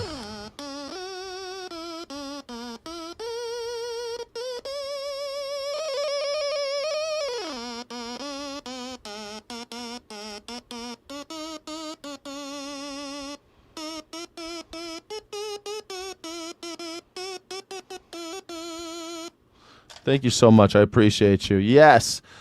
Are you single now? Yes, I'm single right now. I'm single and ready to mingle. Thank you to Honest Doubter so much. Can I get some W's in the chat for Honest Doubter for helping me out, helping the channel out, helping the independent media out? Thank you. Thank you. Thank you. Asians are cousins? Come on, man.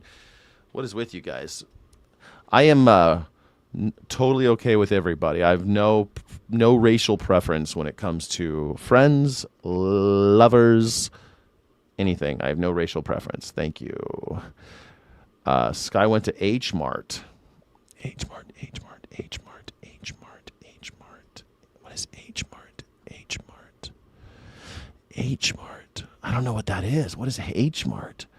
I don't know. I only hope these gift memberships aren't going to bots. They don't normally go to bots. They usually go to people who are engaged. So usually they go to good people. Thank you. Escape from California featuring Skyjack Morgan. Yeah, exactly. Thank you, Robert Simmons. No, I don't have Latin fever. That's not a thing. I mean, I've always loved, I grew up in LA, so I kind of have been around a lot of Latinos, but no. Per capita, more Latinos, also Asians are cousins, no problem. Everybody has a preference, nothing wrong, attraction. Terra Firma, calm down. I do not have a preference for Latinas. If anything, I generally don't like people who have these big families, and a lot of Latinos do, so I don't really go with people who have like these massive families. So I don't really get that. So no. Yes. What is woman? Good question. Made it to Arizona, Robert. Thank you for being here. You made it all the way to Arizona. Nice. I would love to date a non-white woman, something I've never done. You've never... Well, here's the thing.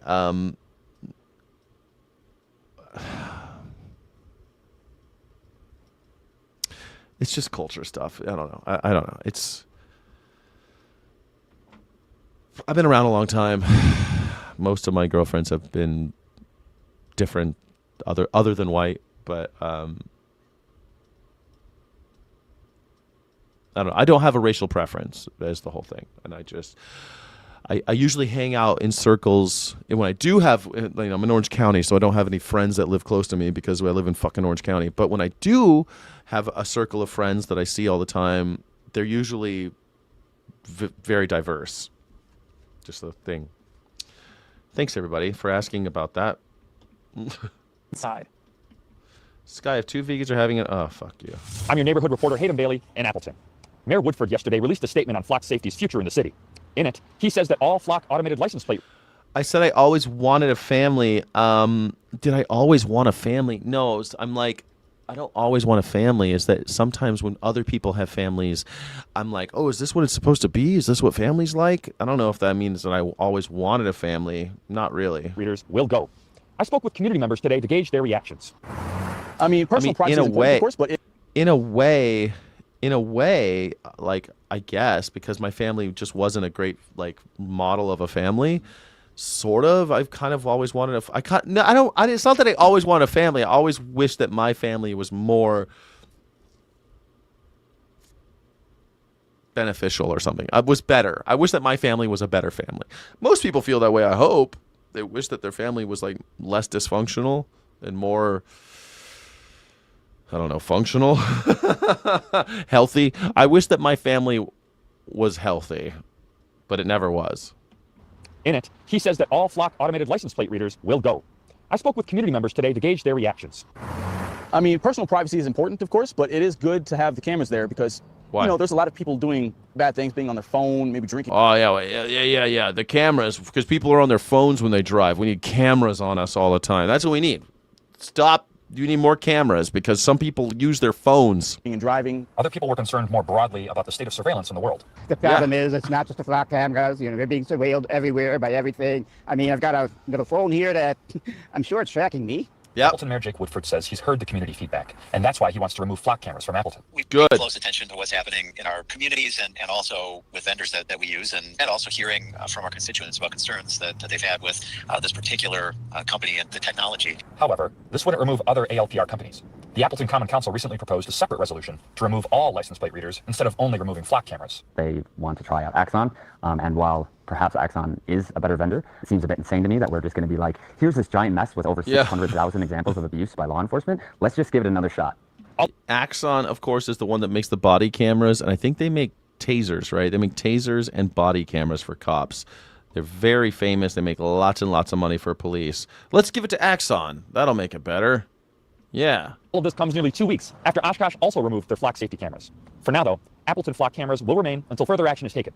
NBC 26 will keep you updated as the story progresses.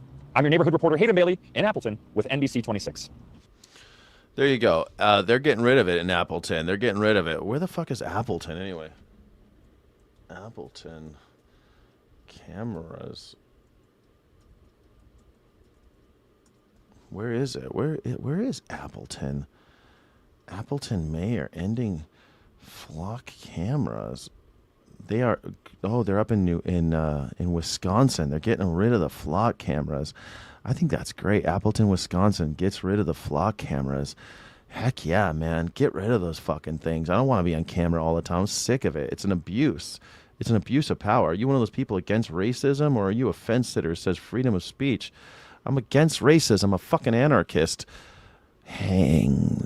No, I don't think. I'm not a liberal, buddy. Doza Gaming. Great question. I'm not a liberal who thinks that the Nazis just need another seat at the table because they're a marginalized voice. I say it's okay to punch Nazis.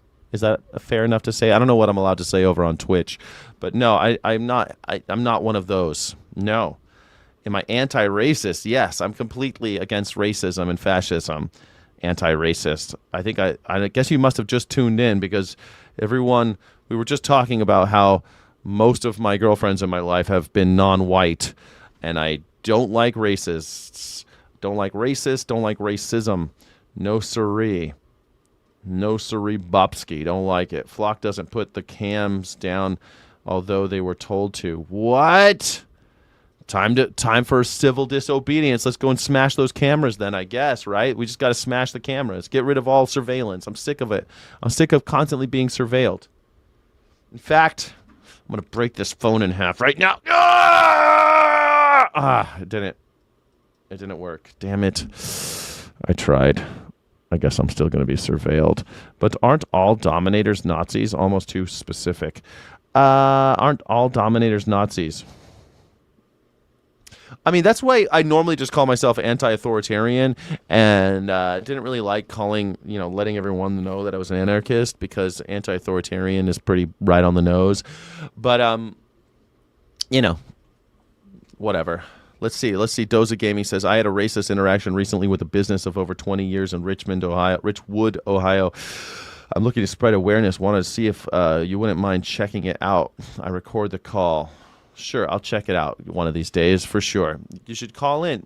I do a call-in show every day. You can call in, and you can send me the link. We'll watch it. You got to call in and talk to me at usually around 12 or 1 o'clock. Subscribe on YouTube. Hit the bell. Put the bell on. And you'll know when I'm live. Yeah, it's okay. He attracted to certain characteristics. It's when you elevate to think less of others are racist. I guess, man, look, you're really fixated on this Latina thing, but you're completely wrong. You want to hear the most annoying sound in the world? Have you guys seen this shit? It sucks because I love these crocodile games, but have you seen these guys? So what you're looking at are 4 YouTube channels live streaming at the same time, except they're not actually live. Here, pay attention to the second video on the... These guys aren't even live? I see these guys all the time, and I'm always like, how is this a thing? Left, and see if you can spot anything weird. Guys, 2 more seconds. Oh, just cut!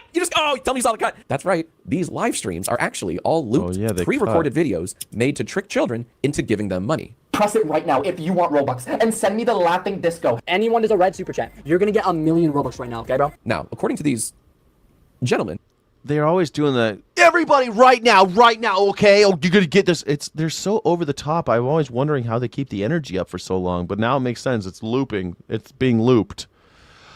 Now I understand. This is all above board.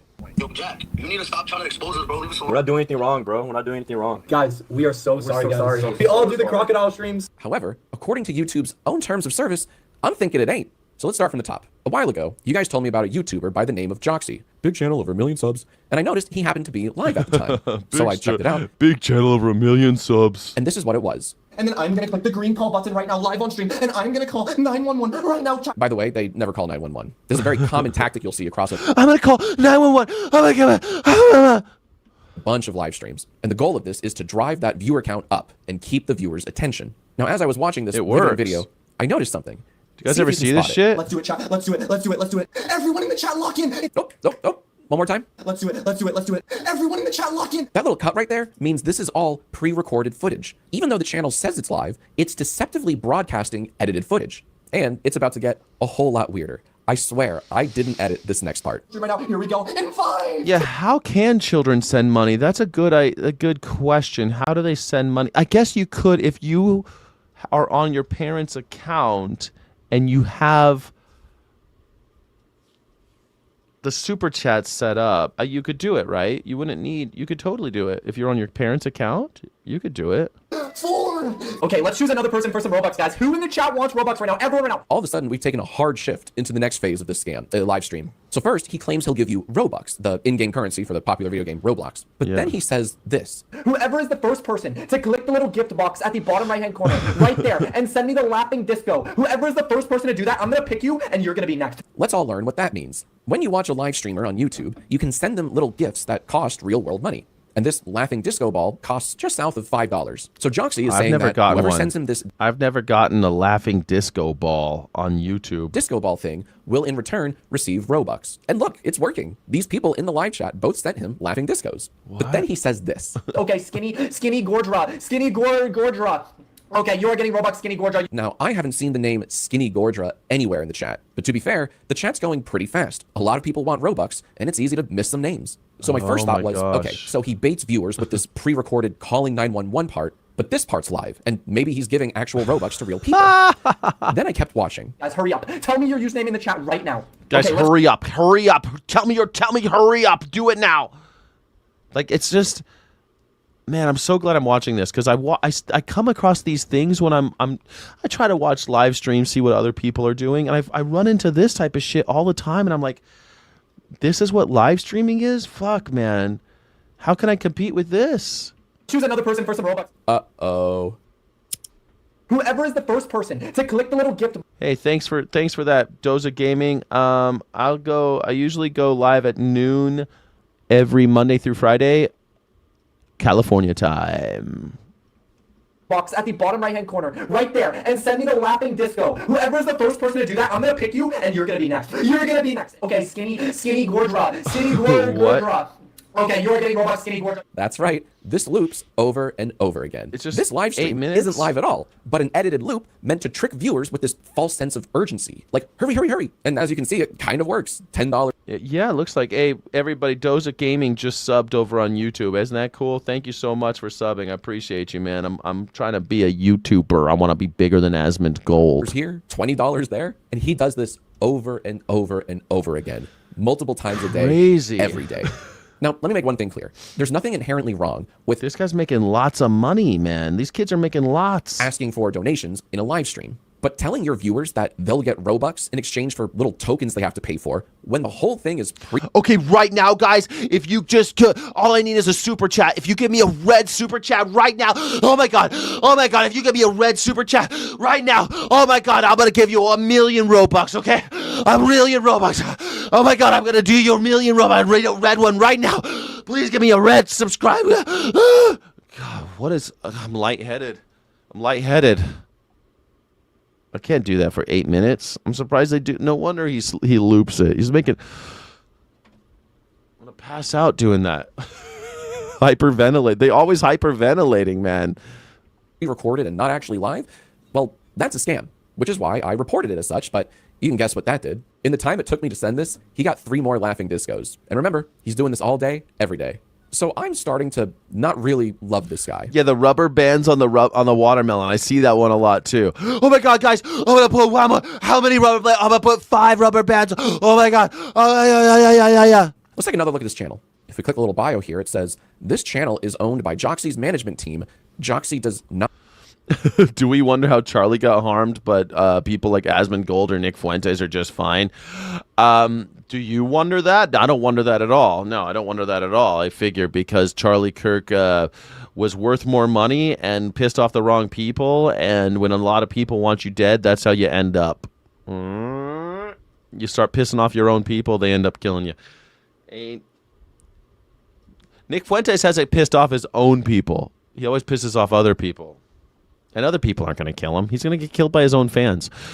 Nick Fuentes will eventually... It depends. We'll see what happens. What do you think is going to happen with Nick Fuentes? Like, in 20 years, if Nick Fuentes is alive, what do you think will happen? Let me know in the chat. How do you feel? What will happen to Nick Fuentes if he's still alive in 20 years? Is he still going to be a crazy... He's going to be like David Duke, like never gives up the bigotry? Or is he going to come around? I think he'll come around. He'll be like, oh, maybe Jews aren't the... Maybe it is just the billionaires. Sorry about the Jew stuff. It turns out the billionaires are the only ones that are the... God damn it. I thought it was the Jews, but it's the billionaires. There's some overlap, but really it's the money. You know, Emma Goldman... There's this thing that Emma Goldman wrote about women voting and women in power, and she's so... It's so hard to read.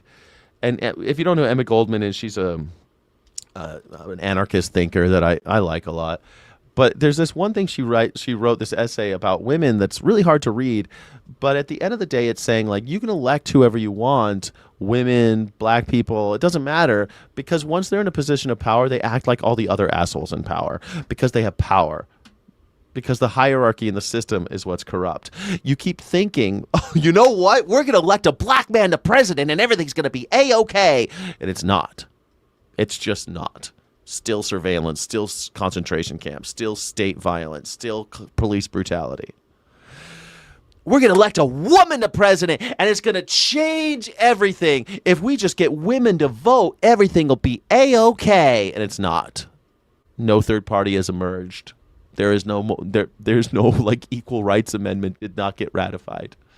There's nothing good has happened since women have gotten the right to vote because they tend to vote just like their husbands do and they end up under the boot heel anyway.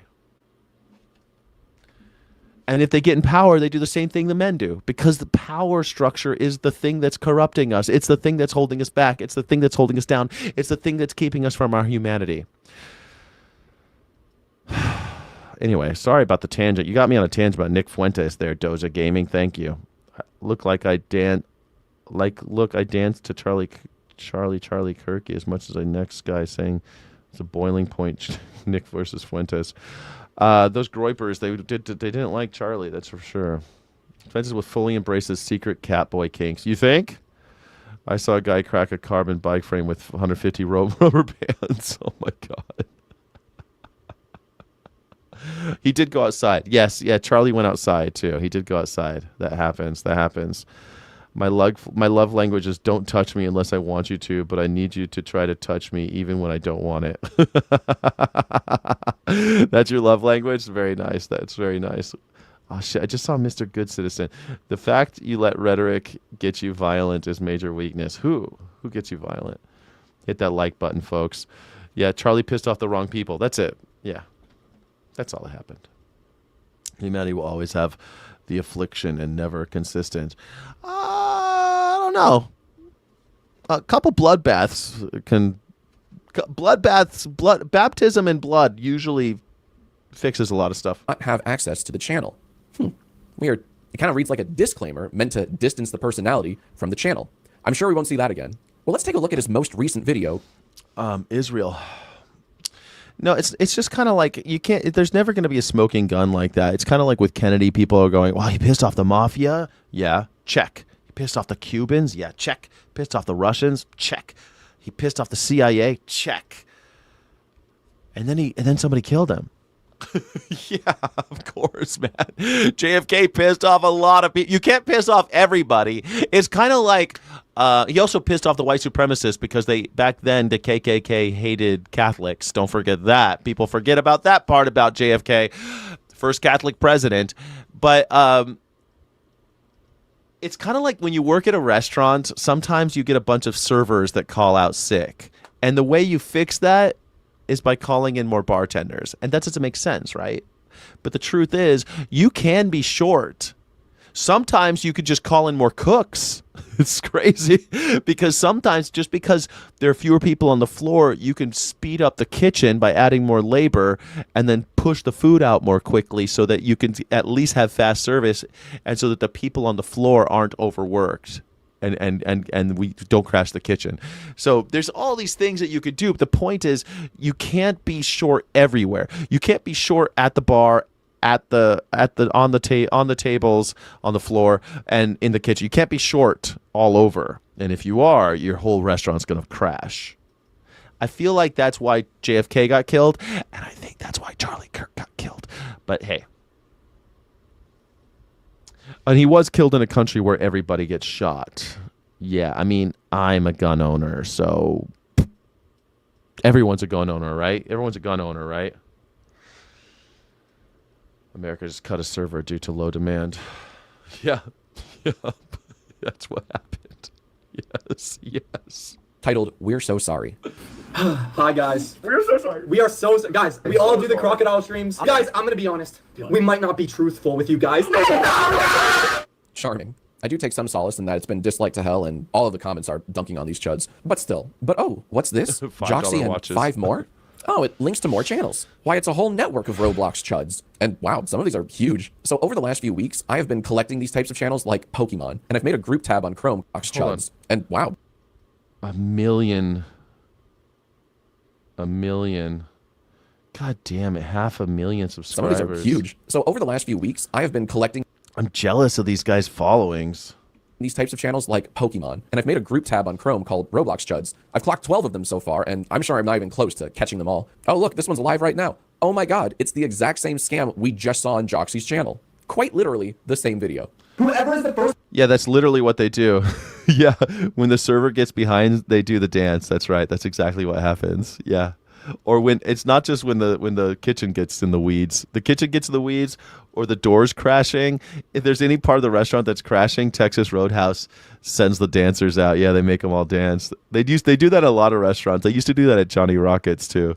When they get crazy, when something's going wrong, they start dancing and everyone's like, "Oh, That's so sweet, so nice. Yeah, a lot of bars do that too. We'll send out a round, some cheap drink. We'll send out a round for everybody, and it's like, oh, that's because everyone's waiting too long. So send out free drinks for everybody. When I used to work at Coveting Crook, no, I don't want the crooked money. Joyous, I want the followers, the subscribers. These may be AI video characters. When I worked at this Mexican concept, and anytime somebody went, like, you send out free chips and salsa to everybody, or hummus. You set out hummus to everybody. Oh yeah, hey, here's some hummus. Sorry, everything's taken fucking 45 minutes today. Send out, or when I worked at a brewery, we sent out a half pint. We sent out a bunch of beers to everybody. Everyone shut the fuck up. Person to click the little gift box at the bottom right hand corner. When I first came across this network of grifters, I checked to see if any of them were live, and 3 of them were. From left to right, there's Nexy, Silex, and Joxy. Later, Bacon. People use the freedom of speech thing all the time, Doza Gaming. You know, like, oh yeah, false followers, same. Yeah, I guess they're false. I don't know. Whatever. I was just making a joke. I'm jealous that they got 1 million subscribers. It's okay, Joyous 777. I'm not trying to buy subscribers or something. I just feel like it's sad that they have 1 million and I don't. People, I mean, I'm working harder than they are. You know what I'm saying? People who soft launch racism. Yeah, it's freedom of speech. It's freedom of speech, though. You know, I don't mind in like a comedy club, but like in public forums, I think it's bad news. Shafi also went live. And yes, all of these live streams are just pre-recorded, looped footage. You can see the cuts in all of them. Here's Nexy's cut, Silex's cut, Joxy's cut, and Bacon's cut. Predictably, Joxy's stream on the right eventually turned into the Robux grift. But what was really funny was when Bacon's stream did the exact same thing, and I was able to record my reaction live. Okay, let's distribute this, guys. Someone in the chat. Who wants some Robux, guys? Yes. Holy shit. 2 scams. Don't worry, I checked. This footage also loops. So to recap, these are all grown-ass men begging children for donations, weaponizing their audience's gullibility against them, and tricking them into this deceitful, predatory grift. But hey, they feel real bad about the whole thing. At the end of the day, we just needed one more laughing. Now, if you know anything about me, you know that I wasn't going to have any of that. So I started to stream live when they would stream live. Oh, they're doing it at the same time. I love it. Laughing disco, laughing disco. Give us laughing disco, and then we'll give you Robux. Now, it was at this point when some very funny things started to happen. One night, I made them break character. While running their usual grift, they interrupted their looped footage to actually go live, like for real, and address me on one of their channels. They haven't removed it yet. And I'll share that with you guys in a little bit. Oh, there it is. Hello. Everybody spam, go if you're new. Everybody spam. Hey, buddy. We actually do this online. What's the scam? Yo! Oh my gosh. What's the scam? Pick up. At some point. Yo, Jack, you need to stop trying to expose us, bro. Leave us alone. We're not doing anything wrong, bro. We're not doing anything wrong. Oh, really? What are you doing, bro? Come on. You gotta stop. Okay, quick. Everybody join the stream and say go. Solid defense, fellas, but I don't think that will hold up in a, you know. It really is amazing. They're making all this money off of this shit. That's fucking crazy. Are they making how much? God. Your work will show if you're doing it honestly. I know. I'm working on it. Don't worry. Dude, that's so cool. I remember my first beer too. One thing I do like about these guys, besides their charm, is how sloppy they are. They're very sloppy, and they make my job so much easier. For example, they'll frequently forget to hide one of their looped streams, and anyone can go back and watch it. So the next night, I went live going through an old stream of theirs to point out all of the obvious cuts when something spectacular happened. Okay, so he's showing you how to do it. He's like, guys, send me this. Do you see that? A few moments later. Hard to see, but it says like 246 or something. And there are clearer shots of the iPhone being like thrown up at you so you can see the time, but it's really funny. Like, let's go. They finally took it down. Vid privated. Go ahead, Mark. VOD immediately gets deleted / privated. Oh, right. I forgot to mention. We played bingo to this live. It was very funny. These guys gave us so many spaces. People got multiple bingos. It was a great night. I always delete the evidence when I am innocent. We're not doing anything wrong, bro. But arguably, the best moment was when Joxy himself. I always delete the evidence when I'm innocent. Yeah, that makes sense. Like Donald Trump with Jeffrey Epstein, right? I always redact the files when I'm innocent. Entered my chat. No, this is actually really cool. We just got a super chat from, I think it's the real Joxys, which is very cool. Thank you very much, Joxys. Appreciate it. Also, can you stop with the pre-recorded looped bullshit? I have like dozens of gigabytes of your streams on my hard drive, and it's so goddamn obnoxious. Sky, after you talked about anarchy, I presumed absolute anarchy was chaos. It's not. It's organized. It's just anti-hierarchy, anti-monarchy, anti-bosses, anti-rulers. But there are apparently degrees of this, like you explained. A very interesting town called Freetown, Christiana, was run by squatters. And interesting story on this town, since you talk about anarchy a lot. I'll check it out. Christiana, huh? I'll look into it. What are we doing? What's the goal here? Joxy, I want to personally What are we thank you doing? What's for the making goal my here? job That's what we're doing now. That's the goal now. so very easy, because you've been very sloppy. You have left up all of these for me to find, anyone to find. Now, Joxy's is back, and Joxy's is defending himself. I will show this message. Joxy says, hey, that ain't me. I don't run my channel anymore. All the loop stuff isn't me. That's the Asian guy. Honestly, that makes it all better. It's not me, it's the other guy. I didn't do shit. All right, there's a lot to unpack here. First off, him admitting that the footage is looped is an incredible admission. Thank you so much, Joxy. Just really helping me out here. I'm a little worried that YouTube's TOS might not give a shit about whoever supposedly runs your account. We love a blame shifter, though. We do. Speaking of, let's talk about some of YouTube's terms of service. Are these fellas actually breaking Are you any? going to get them We'll go taken line by down line. or what? YouTube doesn't allow spam, scams, or other deceptive... You say laser beam, who else manages you? Swazzer. Swazzer. Thanks, bud. Swazzer, bro. All right, everyone, put your Roblox names in the chat. SWAZR on YouTube is my manager. There you go. Okay, who's next, chat? Everyone out, if you want Robux, join the live stream right now and put your... And here's Swazzer. Now, I do think Swazzer could be Joxy's manager. His last live stream appears to be a very common tactic where you have to find the 4 objects in the picture, but there is no 4th object. It's just like the calling 911 thing, or this I'm gonna hurt my fingies game. The thing never happens. It's all to hold your attention so it can shift into give me all your money. But Laserbeam being a part of this, I don't know. This is a huge creator with a lot of eyes on him. I'd be very surprised if he was okay managing that. All I know for certain is that Joxy is a liar. He says he doesn't run the scam, and I have 2 videos of him running the scam. So it's kind of hard to believe anything he says. Also, this. I'm gonna be honest. We might not be truthful with you guys. This is my impression of Joxy. No. Wait. It's not me. It's not me. Brother, this is you. Oh my God. Hey, thank you so much, Honest Doubter. I thank you so much, Honest Doubter. I appreciate you. Thank you.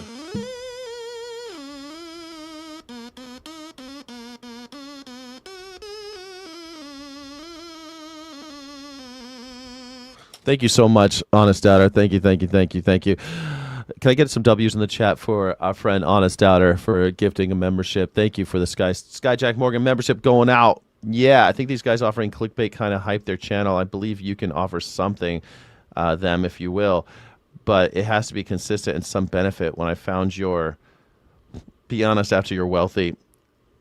I mean, Acid House says that YouTube doesn't allow scams, but I don't know. It seems like YouTube does allow scams. Should I be like, hey guys, make sure you get you guys could get a digital sticker if you just do a thing with a thing. I don't know, man. I do offer I do live streaming. I do free live stream. I do members only live streams. I do all sorts of shit. Look at this, Tennessee. We're walking out.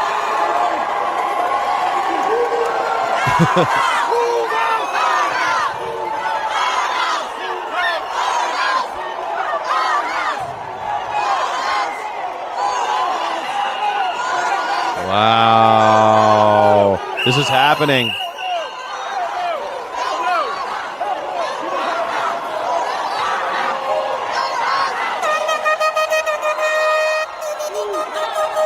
Man, oh man. Tennessee Democrats burn Confederate flag in dramatic walkout over the redistricting. Shit, bro. They took the one blue seat away.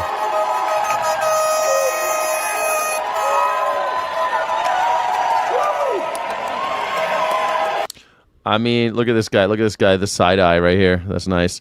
This is in Tennessee. They're walking out, Leif Erikson, because they redistricted Tennessee. There was only one blue seat in Tennessee, but this is the state legislature. This is Tennessee. Don't forget, they censored the 3 black people. Remember a couple years ago now, I guess. It's been pretty crazy in Tennessee lately. Tennessee. That's where Steve is from. Oh my God, Steve, are you watching? Oh my God, is Race Baiter Steve watching? Hate Sargon of Akkad, are you watching? Hate speaker.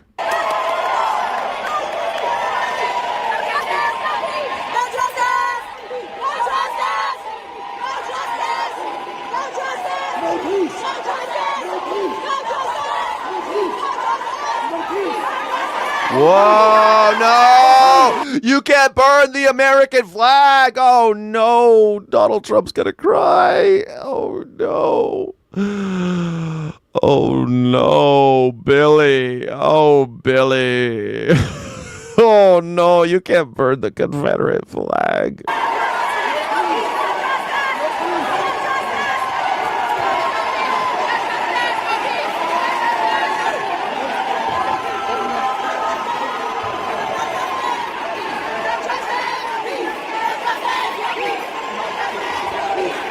I mean, you build these big buildings for the state. This is what happens.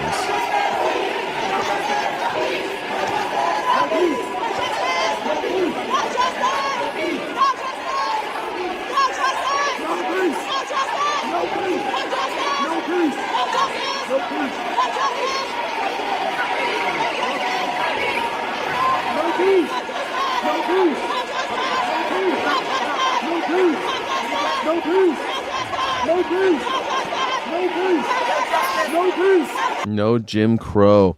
Man, it's getting rough out there in Tennessee. I mean, what did Wallace Stevens say? What would Wallace Stevens say about this, about Tennessee? What would Wallace Stevens say about Tennessee? What would Davy Crockett say about Tennessee? He was born on a mountaintop there, I heard. The South is a drain on California and like 7 other states. I'm telling you, man, the South is just sucking the teat of California. Gerrymandering works until it doesn't.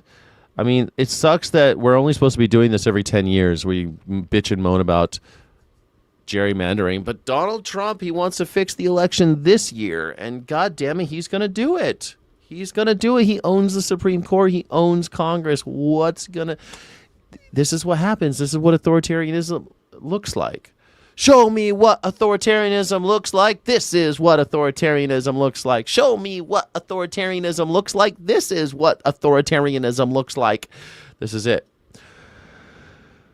I'm excited to do this. We ride at dawn. Ride at dawn. Lots of snakes in the South. Not all are legless. Indeed. It's rough. Dude, you highlighted the last part of my long comment. Well, terra firma, you realize that there's like people want to know what's going on and what we can do about it. Get local information from your members, perhaps real boots on the ground movement, protest live, etc.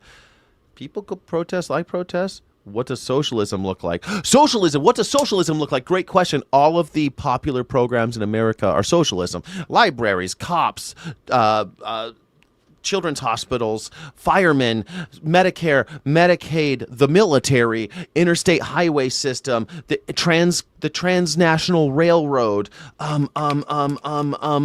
all the stuff that you like, any positive, the mail rooms of America, the post office, like all the things that people like about our government are socialist programs. Social Security. Oh, geez, not Social Security.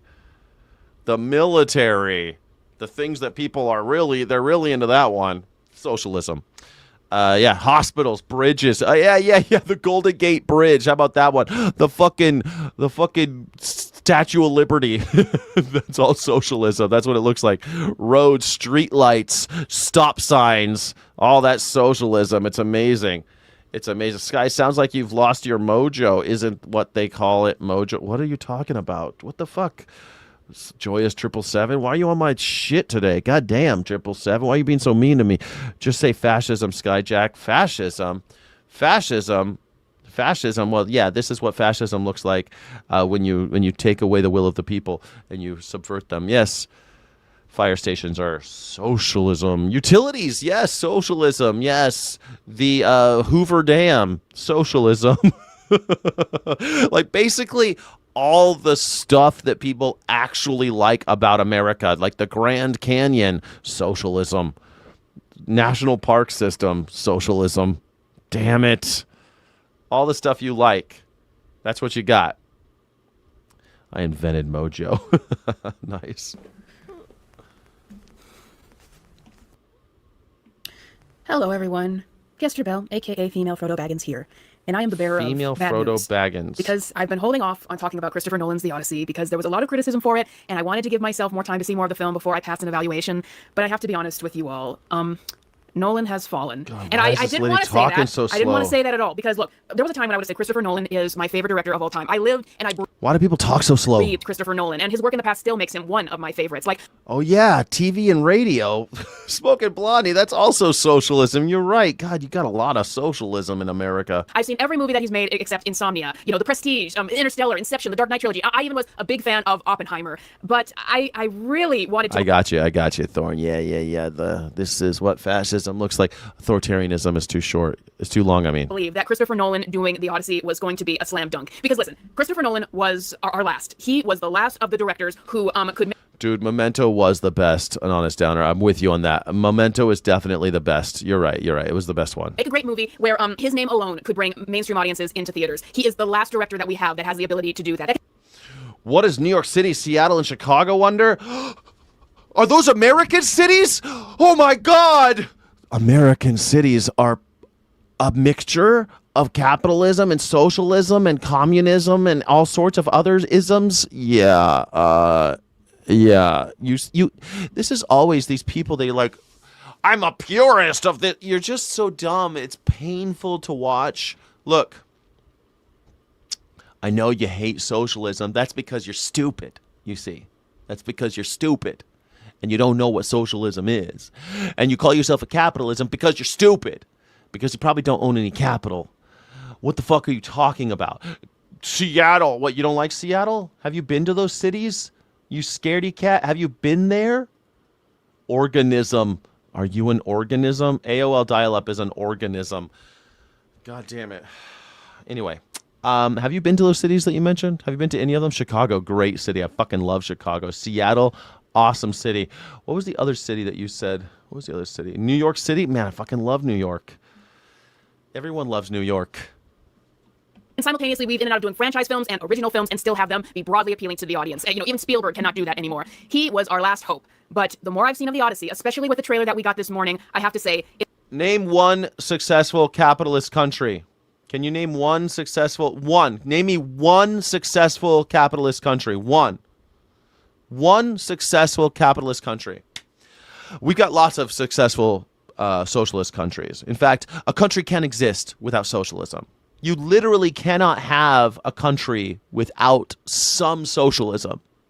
Can't happen. So tell me one country on planet Earth or in the history of the world that was successful with capitalism. Please, I'll wait. Oh, you don't have one? You don't have one? Yeah, you don't have one. You don't have one. Yes, you don't have it. Yeah, because there is not one. There are plenty of successful socialist countries like this one. Or Norway, Sweden, German, France, England, Canada, all successful countries. Japan. Some might even say Russia. Some people think. China, I mean, they're fucking going, 90% of Chinese people own their own homes. Pretty good. Name one successful capitalist country. Because you know what's really funny is that there's no such thing. There's no such thing as a successful capitalist country because it doesn't exist. There are no purely capitalist countries. They don't exist. There you go. The U.S., Phobos, what is the military? Can the United States exist without a military? The military is socialism. The interstate highway system, socialism. The transcontinental railroad, socialism. The libraries, Medicare, Medicaid, Social Security, USAID. The libraries, national parks, all socialism. Phobos, you are a goddamn idiot. Thank you for playing. But you're too stupid to play the game. Thank you. It's looking really bad right now, and I think that Nolan... Oh yeah, Switzerland. Switzerland's hella fucking socialist, man. You ever been to Switzerland? I've been to Switzerland lots of times. Lots of socialism in Switzerland. That's why their taxes are so fucking high. Switzerland's taxes are higher than Germany's taxes, believe it or not. It's crazy. The cost of living in Switzerland's out of this world. I have a friend that lives on the border of Switzerland. He lives in Germany and he works in Switzerland because it's so expensive to live in Switzerland. So, yeah. Okay, thank you so much. Thank you. May have compromised himself, and I think that him taking on this story in particular was a really, really bad idea. When I heard that Nolan was going to be taking on the Odyssey, my expectations were sky high, very, very optimistic, that this could be a movie like one of the great epics, historic epics that we used to get back in the day of old Hollywood, or it could be something like Jason and the Argonauts. If you haven't seen that movie, terrible plot. The reason why it's remembered is because of its scope and the special effects of the day, where they were able to make clay animations have a weight to them, make them actually feel scary. I thought that getting the last great director in Hollywood to take on an epic like this would be something like that, but oh yeah, what about internet and GPS and NASA and the moon landing? All socialism. The internet socialism, GPS socialism, satellites socialism, space exploration socialism, exploration of the South Pole socialism. Yeah, socialism. You guys love socialism in America. You sure do. Once again, the more and more that I have seen of this film, the more convinced I am that Nolan was the wrong guy to do this. The Odyssey does not match up with his sensibilities, or rather, he's not making any changes to his sensibilities to more fit the Odyssey, but rather, I do think that the guy is compromising himself. Once again, not compromising his vision to fit more with what the Odyssey could be, but in order to get Oscars. So let's talk about it. What is wrong with the Odyssey trailer and what I'm seeing of it? Well, the number one thing that I'm going to say is wrong with what I'm seeing of the Odyssey is the casting. And this has a lot of different areas of the casting and why I think that people are always talking about the casting. Like, do you remember when Michael Keaton was Batman and people were shitting themselves? Like, he's going to be the worst Batman ever. And he was like the best one. He was like the best one. Everyone loves him as that. Hospital socialism. Yeah, socialism. Libraries, socialism. So great. You're totally right. this movie is so bad. First of all, with this latest trailer, was Hitler socialist? Oh my God, Hitler now? Actually, Hitler was more of like a corporatist. He believed in the cooperation between the state and corporations and leaving the people out in the cold, which is basically what fascism is. Mussolini said as much. He said that fascism was the wrong name for what it was and it should be called corporatism.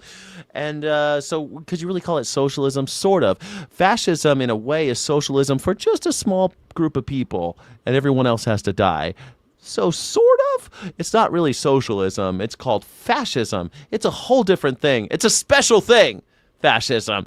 It's not exactly socialism. It's not exactly capitalism. It's called fascism because it's a very, very specific thing about it for a small group of people, and everybody else has to get scapegoated, marginalized, murdered, whatever, in order for your golden age to happen, where we're going to have enough money to support everybody that is left alive.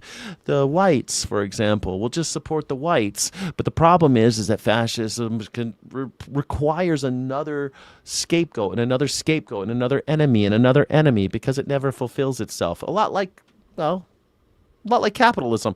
But anyway, capitalism is the very worst thing ever. It should be done only in small amounts, in very tiny doses. But instead, people like you who own no capital keep on talking about how they love capitalism because you're idiots.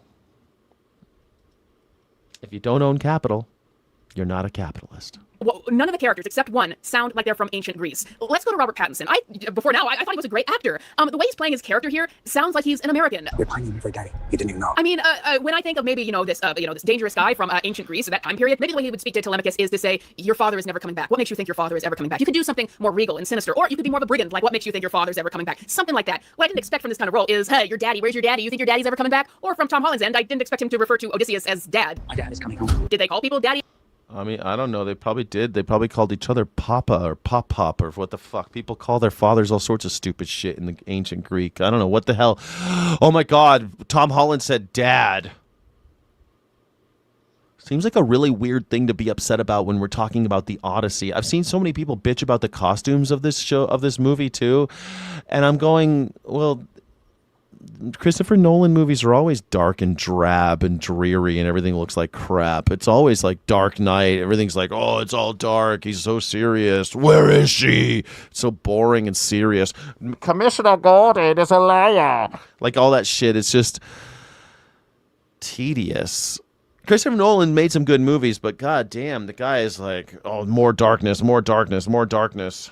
And Dad, that often back in ancient Greece, all these characters sound like Americans, and that perpetuates throughout the trailer. And I thought it was just me at first, but then I heard everyone. Twitch user in search of HQ. Skyjack, is it okay if I ask a news-related question? Sure, you can ask whatever you want, baby doll. It's a free country. Do what you want to do. Do what you want to do, baby doll. Do you, Twitch user. Against Matt Damon. And Matt Damon is the only person in this trailer who actually sounds like he's from ancient Greece, except from the time when he's leading a charge and he yells, "Let's go!" Let's go! Go! More than that later. The dialogue is just so bad in this trailer. None of it sounds like it's from the time period that it's supposed to be. Everyone's talking about this trailer about, like, they said, "Let's go." Oh my god, they're American. Why do Americans have this, like... this is something I hate about liberals. American liberals have this inferiority complex. Tom Holland's faking an American accent in the Odyssey. Yeah, he fakes an American accent when he plays Spider-Man too. Tom Holland's English. He fakes an American accent. Guess who else? Fucking shit. Who's that guy who plays Finn, the stormtrooper? He's English and he fakes an American accent all the time in Star Wars, where there's a bunch of people speaking an English accent. Rey, I remember what is her name? Rey, whatever her name is, the girl. She's like English again, and she has an English accent in the movie, but Finn doesn't for some reason. Who cares? What makes it worse is none of the actors are really pulling off this time period either. You know, maybe Robert Pattinson is just miscast, but like I had a high opinion of him, and now this one trailer made me wonder if he was as good as I thought he was. But you know, a miscasting will do that to you. But then there's Tom Holland, and he is just not convincing as Telemachus. And why not is he convincing as Telemachus? Is this lady a fucking Greek? She's got all these stuffed animals. I don't know. Telemachus is just a kid who goes and looks for his dad. I don't know. It looks like Telemachus to me. Sure, you're Telemachus. My concerns about why he was cast in this role, and those concerns are kind of confirmed. Tom Holland has had just a miserable career apart from Spider-Man. He has tried. He has tried to be a part of bigger franchises. He has tried to be a part of more artistic endeavors. None of it has worked for him. Really? I was worried that him getting this role in the Odyssey, after just failure after failure and not being able to get any more good work, I was worried that he was getting this role out of, you know, the goodness of Nolan's heart. Like, to give Tom Holland, you know, his last big chance to be a part of a huge thing that isn't Spider-Man. But Tom Holland is bringing all of his problems with him, and the reason why he struggled so much as an actor apart from Spider-Man, he is a very, very one-note actor. He can only play the kid who's eager to please. And I cannot see that in his role as Telemachus. Once again, he does not feel like he's... Well, Telemachus is a kid. He's a kid who's eager to please Athena. That's the whole plot of the story. Like, Athena helps him out, and he goes and tries to find his dad, and that makes sense. Makes sense to me. The Iliad and the Odyssey. Like, anyway, Tom Holland, yeah, he sucks, and he's just a young actor. Who gives a shit? It's so weird. From ancient Greece, he just cannot break out of the mold of being the kid as an actor, and that's a huge problem here. What was that movie that he did? It was this great video game, and they made it into a movie. I think it was called Uncharted or something, or Unsomething. And he did it with Mark Wahlberg, and it failed miserably. It looked so cool in the theaters. It looked so cool in the trailers. I never saw it. Did anyone see that movie? I think it's called Uncharted. Did anybody see that? He got a job because of Zendaya. And Zendaya sucks too. She just like always just looks like... That's Zendaya's acting right there. Zendaya, Uncharted. Yeah, Uncharted. The everyone says the game is incredible. I never played it. Everyone says the movie sucks. I never saw it. But people say the game is like unbelievable. Uncharted. Yeah, the game. They made a movie with Tom Holland, and it sucked apparently. It looked so cool, and when I saw the trailer, I was like, this looks amazing. Look at this cool movie. And then no one saw it. I feel like a lot of people were cast in this film not because of their ability to pull off these roles, but because of their connection to Nolan. And Nolan is one of those guys where he likes to rehire a lot of the old people he worked with. Like Anne Hathaway first worked with him in The Dark Knight Rises and then Interstellar. I am a movie buff. I am. She's back here. Matt Damon was there since Interstellar, then Oppenheimer, then here. Robert Pattinson worked with him on Tenet, so on and so forth. I would be surprised if Robert Pattinson also was in a Batman movie. Batman. It all goes back to Batman. God damn it. I wish they never made Christopher Nolan make Batman movies. Those Batman movies are so overrated. You guys are so crazy about these Batman movies. Watch them again. They're not very good. Kane somehow doesn't show up in this movie. But that's just such a weird thing about Hollywood today. It's like we know that movie stars do not bring in the box office like they used to. But was it good, Adam Lomax? Did you like it? I don't really like Holland, but he is popular right now, and the fact that he's playing kids is good for the longevity of his career. Yeah, I think, okay, so I think Tom Holland is very similar actually to the first Spider-Man, Seabiscuit.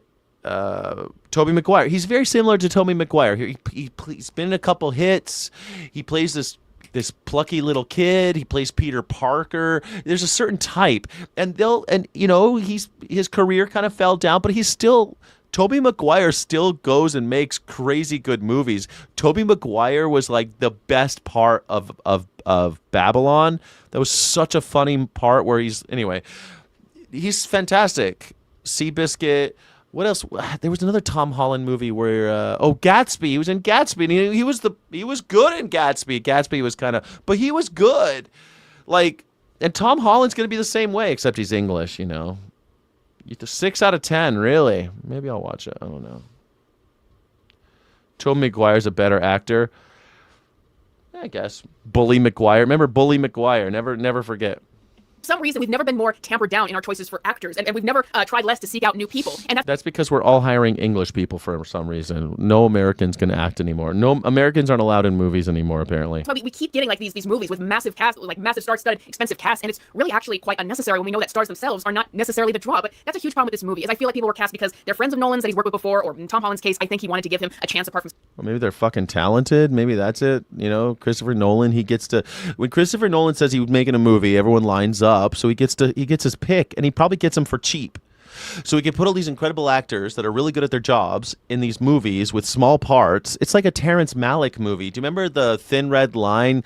Everyone was in that movie. Terrence Malick used to be able to get on the phone and everyone would want to be in a Terrence Malick movie. And everybody would be anybody for nothing. They'll go work for free for Terrence Malick because they want to be in a Terrence Malick movie. Same thing with this. Spider-Man, but none of them are pulling off the role, and that's something that I noticed even in the first trailer with I'm blanking on his name, the man who plays Frank Castle. Even he is not pulling off a believable performance in this setting, and an unbelievable performance is combined with just how bad the dialogue is, and it's just so ill-fitting to a story that is set in ancient Greece. It just completely breaks my immersion in this movie. But there's more problems than even that. There's other things that are just bleeding through breaking my immersion. For example, remember Thin Red Line? Everyone was breaking my immersion. This lady, I saw a preview, I saw a trailer for a movie, and it broke my immersion. It's a fucking trailer.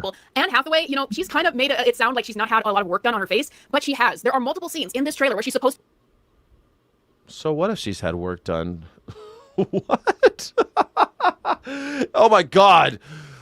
Anne Hathaway had work done? I mean, I assume she had work done. She's a fucking movie star. That's what they do. They get work done, the men and the women. Why are you only going after the women? Tom Holland's probably already had work done. To be giving, heightened emotion, but her face is so stiff. And we just had a conversation about that from this clip from Euphoria that showed Sydney Sweeney, who hasn't had any work done on her face and hasn't had any Botox, arguing with a woman who has had Botox done. And the woman with Botox, her skin is stretched out so far across her face, she can't have any expression anymore. Unlike Sydney Sweeney, that still has human. That's not how Botox works. The reason why they can't have Botox is botulism. That's why it's called Botox. It's botulism. And they put botulism because it paralyzes the muscles. You could stick it in your armpits. You stop sweating because your body won't allow the sweat glands to open up. You could put it in your forehead, and your forehead stops moving. The muscles just stop working, and it's just like dead meat up there. And so you look really youthful because your head isn't wrinkling because you don't do this. See, if when I do it, you can see I got a lot of wrinkles in my head. I got a lot of wrinkles on this side because I do this one a lot. I do this eyebrow more than this eyebrow.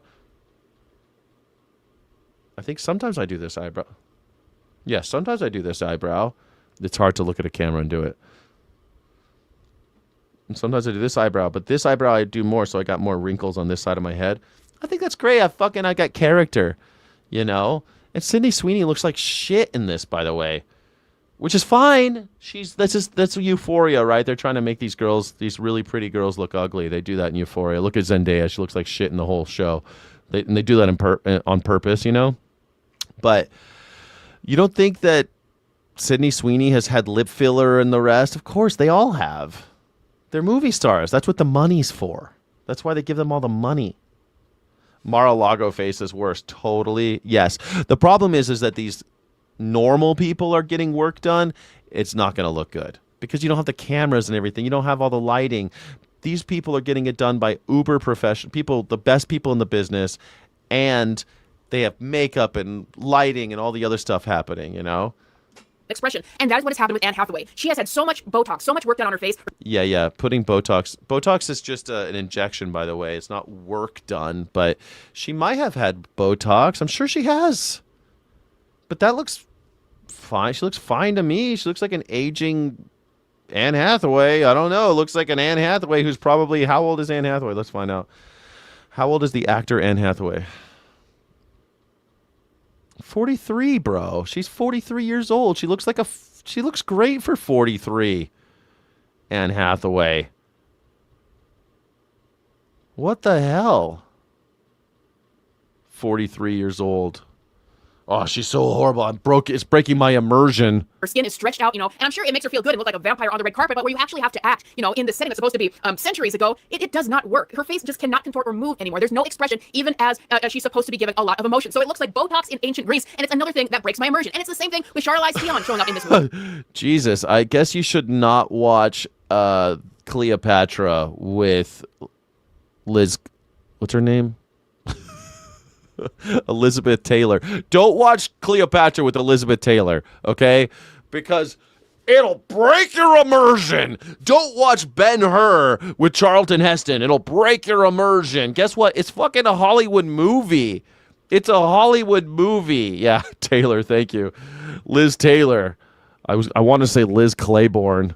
But yeah, Liz Taylor, you know who I'm talking about. Botox literally saved my life. It healed my migraines. It's not poison. Well, it is poison, but like a pharmacon, most drugs are poison. You take them too much, you die. You take a little bit, sometimes it cures you. The cure is often a poison. Poison and cure. It's called a pharmacon. Anyway, it's a whole thing. Plato's pharmacon, it's the poison is the cure is the poison. Yeah, Elizabeth Taylor? Hell yeah, she was. You ever seen Place in the Sun? It's one of the greatest movies ever made. A Place in the Sun. If you ever want to watch a good Elizabeth Taylor movie, that's the best one with Montgomery Clift. Holy shit. That's a good movie. That's one of my favorite, from that era, A Place in the Sun. Her face is also Botoxed up, and it's another thing that kills the immersion. Actresses, I implore you, never, ever get Botox. Never, ever get surgery. You might look like a vampire on the red carpet, but you are going to destroy your ability to act. But once again, it's another thing where I feel like people were chosen because of their names and their connection to Nolan rather than them. Botox is temporary. It's not... This lady doesn't know what Botox is, I don't think. This streamer. Botox is temporary. You get it done, and then it goes away, and you get... That's why people like Botox, because it paralyzes... It's a temporary paralysis. Like, a lot of people get it in their armpits when they do the red carpet because then they don't get sweat stains on their dresses or their shirts or whatever. And they like that for the night. Maybe it lasts for a couple weeks, and then they sweat again. 2 weeks later, they're sweating again. It doesn't last forever. Actually being the right for the role. But casting is running into more problems than just that. There's also been some controversy behind the scenes about casting choices in this movie. For example, it seems that there has been some race bending going on behind the scenes. The rumor is that Lupita Nyong'o, she is going to play Helene of Troy in this movie. And interestingly, we haven't seen her in any of the trailers yet. That's going to be controversial because Helene of Troy was specifically described by Homer as having fair skin. And so it does seem that there's some... Oh my God! Oh no, Homer also said the red wine sea. He said that the ocean was the color of red wine. Homer, some people think that Homer was literally actually colorblind. There's a lot of historians who think that. It's actually pretty controversial. Oh my God, he said that Helen of Troy was fair-skinned. Yeah, okay. That's a translation of that. I don't know if that meant white person. Who cares if Helen of Troy is played by a black lady? Why are people so racist about this shit? It's fucking crazy. Don't you know that Anthony Hopkins played Othello in blackface? Oh my God, a white man played Othello. Yeah, they did that for a long time. You know what else they did? Boys played girls. Oh my God, Juliet was played by a boy? How could they do it? It broke my immersion. It broke my immersion to see a boy play a woman. No, it does not break your immersion. You know how many Shakespeare plays? I've seen hundreds of Shakespeare plays. Hundreds of Shakespeare productions. And I've seen all sorts of crazy shit. Black people telling white people, my brother or my son. And it doesn't matter. You just go with it. You don't need to explain the bloodlines in your head. This is a black person telling a white person that they're kin. Doesn't matter. Shakespeare proves that all this is bullshit. A black Ariel mermaid? Oh my God, we're not ready for it. Meanwhile, Shakespeare's got like all sorts of crazy shit going on. Spending going on here, and for Athena, who is allegedly going to be played by Zendaya, who also, interestingly, is not in this trailer. Then we also have the casting of Elliot Page. Athena? She's playing Athena? Oh no, not Elliot Page. Oh God. Elliot Page was in Inception. He did a great job. Fuck. I didn't mean to misgender you, Elliot Page. It's force of habit. Ellen Page was in Inception. Elliot Page is going to be in Odyssey. I think it's great. Put Elliot Page in the Odyssey. He's gonna play the fleet-footed god. What was the fleet-footed god's name? Hermes. He's gonna play Hermes. Or formerly Ellen Page. And this has also created a lot of tension from people who've been paying attention to this movie, because unless you've lived under a rock, Ellen Page transitioned into Elliot Page, so now you have a transgender actor playing a character in this movie. Ellen Page once worked with Christopher Nolan before, but it's been a very, very long time. So a lot of people were questioning the motivations behind this, because if you had Elliot Page play a character of her biological gender, that would be considered transphobic, right? But if you had Elliot Page play a male character, that would get people angry who are very, very against transgender ideology, especially these days. Like, it's not exactly an unpopular opinion to disagree with that stuff, and, you know, the increased controversy over casting in regards to that. So then the question became that, is she going to be playing an androgynous character, something like that? Like, the question was, what is Christopher Nolan's motivations for reconnecting with Elliot Page, formerly Ellen Page? Well, rumor has it, it's coming out in this trailer. Why does how many times we got it? It's Elliot Page. You don't have to say the dead name over and over again. We all know. And we do get a shot of her in this trailer that Elliot Page may be playing the ghost of Achilles. Yes. Achilles? Oh, interesting. I thought he was playing Mercury. Okay, Achilles. Cool. Why not? Achilles wasn't a real guy, man. Shakespeare was way too woke, bro. Way too woke. Statues of white Jesus breaks my immersion. Me too. I can't even watch it. Japanese traditional opera is only played by men. I know, and they put masks on. I'm a woman now. I'm wearing a mask. This is like when people say we're getting dumber, it's like we're dumber than the ancients. We're dumber than the people in the ancient world. Well, I just can't.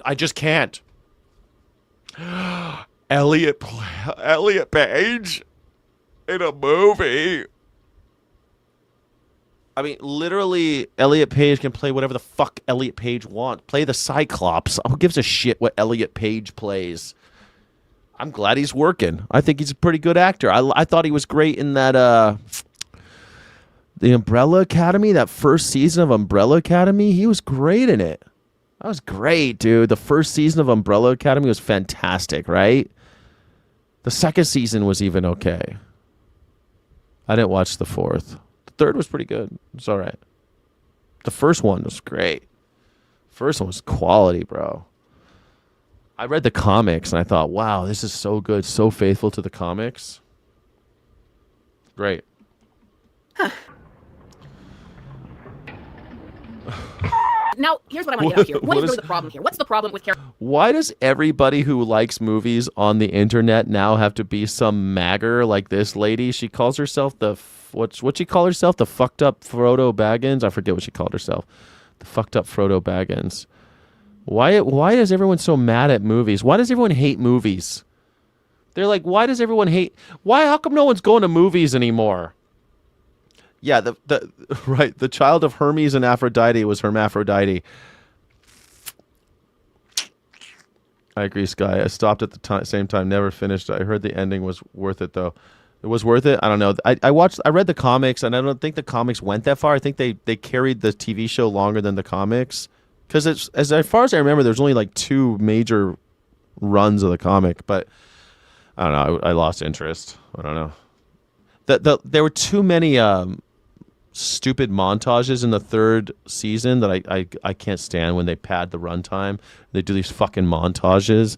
Every episode does not need a fucking montage, okay?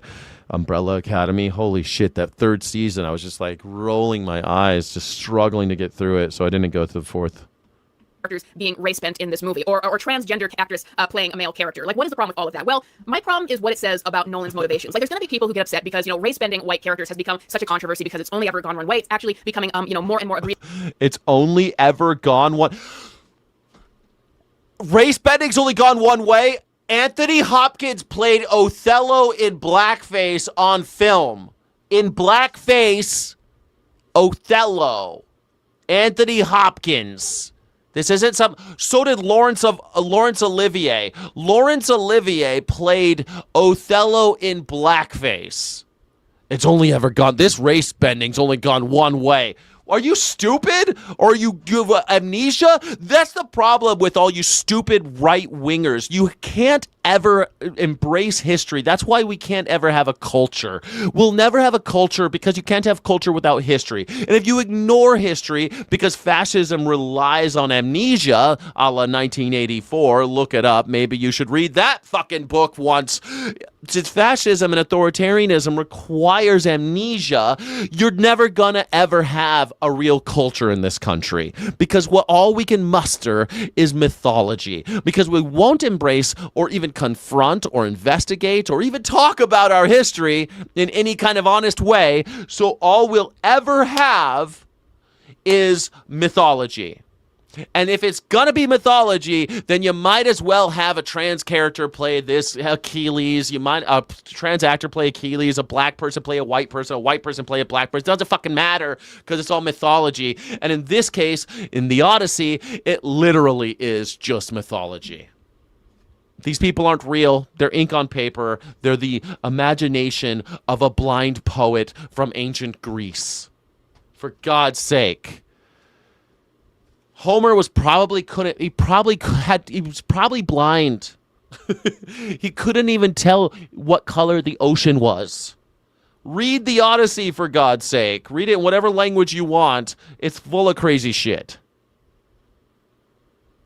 Clip that. Goddamn. Can I answer the blackface topic? I don't care. I'm more concerned with modern left-wing violence than leftist incapability to acknowledge it. Left-wing violence? What are you talking about, man? What left-wing violence? What left-wing violence are you talking about? If we had left-wing violence, we'd have guillotines in the street. That's what left-wing violence looks like. You know what left-wing violence looks like? The American Revolution. That's what left-wing violence looks like. Okay? That's what it looks like. What are you talking about? The cops kill you. The military kills you. The state kills you. The state has a monopoly on violence. There's no left-wing violence. It's all state violence. Almost all of it. Almost all of the violence is state violence. Those 161 little girls that were killed in the Iranian school on the first day of bombings, that wasn't left-wing violence. That was right-wing violence. The obliteration, the annihilation of the people of Gaza, that wasn't left-wing violence. That was right-wing violence. The war in Ukraine, that's not left-wing violence. That's right-wing violence. Vladimir Putin and the power of the state being exerted on somebody else. That's right-wing violence. State violence is right-wing violence. Rich people kill more people than poor people. The state kills more than anybody. It was almost got the president shot. When? Which one are you talking about? The president. When did the president almost get shot? Tell me when he almost got shot. Tell me.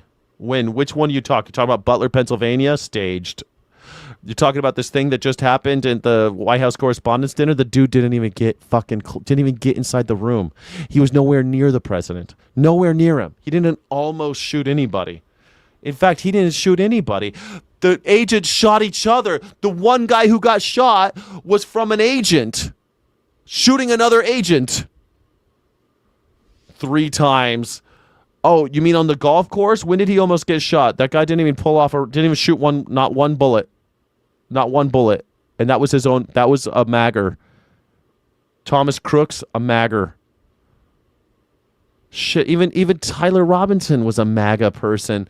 What the hell are you talking? 3 staged attempts. I mean, whether or not they're staged, it doesn't even matter. Those aren't left-wing. That's not what left-wing violence looks like. If you want to know what left-wing violence looks like, look at the French Revolution, the American Revolution, Workers' Rebellion, the Haymarket Massacre. That's left-wing violence. Left-wing violence is chopping off the heads of the rich. Oh, you know who's left-wing violence? Luigi Mangione. There you go. That's left-wing violence. That's left-wing violence. That's Luigi Mangione. I'll claim that one for the left wing. That's it. The hard R with the magger. Of course the hard R, because it's a slur. Because it's a slur.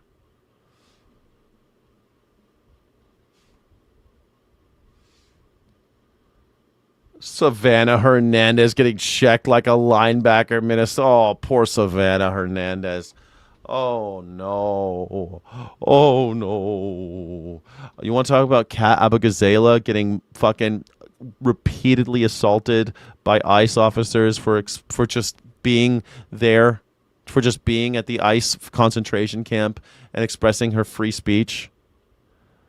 How many people are murdered in our streets by the cops and the state and ICE? ICE had 25 in 2025, 25 shootouts. It was the most shootouts in the history of America between federal officers and the public.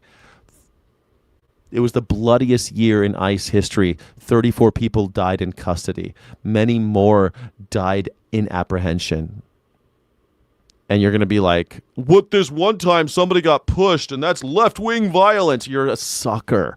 That's the state. You're a product of propaganda. The state is telling you all these scary things about leftists. The left wing, Luigi, I think Luigi's an accidental leftist, maybe.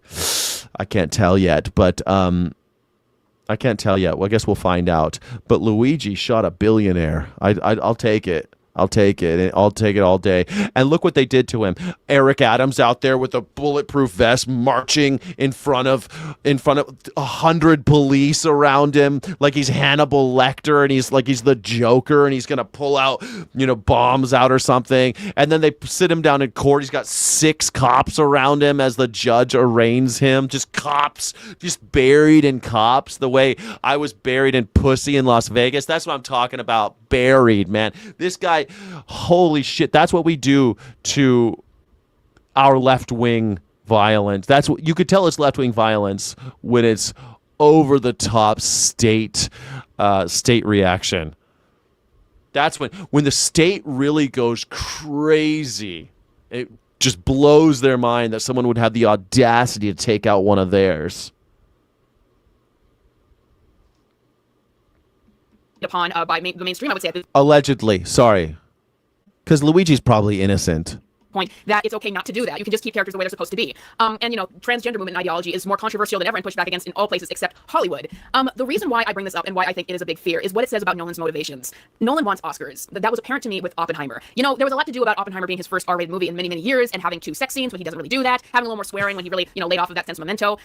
Guys, with all of the discourse about Oppenheimer and whether or not the sex scenes were necessary or not, there's a reason why Nolan did it. He wanted Oscars. Why would he do that? What would that mean about giving him Oscars? Well, I've noticed that the movies that tend to actually win for Oscars lately have been adult dramas, and Nolan did PG-13 action fare that was definitely higher brow, but definitely seen for the masses, I think, in a large part. He did the action movies in order to make money so he can do his art movies like Dunkirk. He wanted to make Dunkirk, and they told him, will you give us another Batman movie? And he's like, yeah, do another stupid Batman movie if you give me Dunkirk. And that's how he got it greenlit. That's how he did it.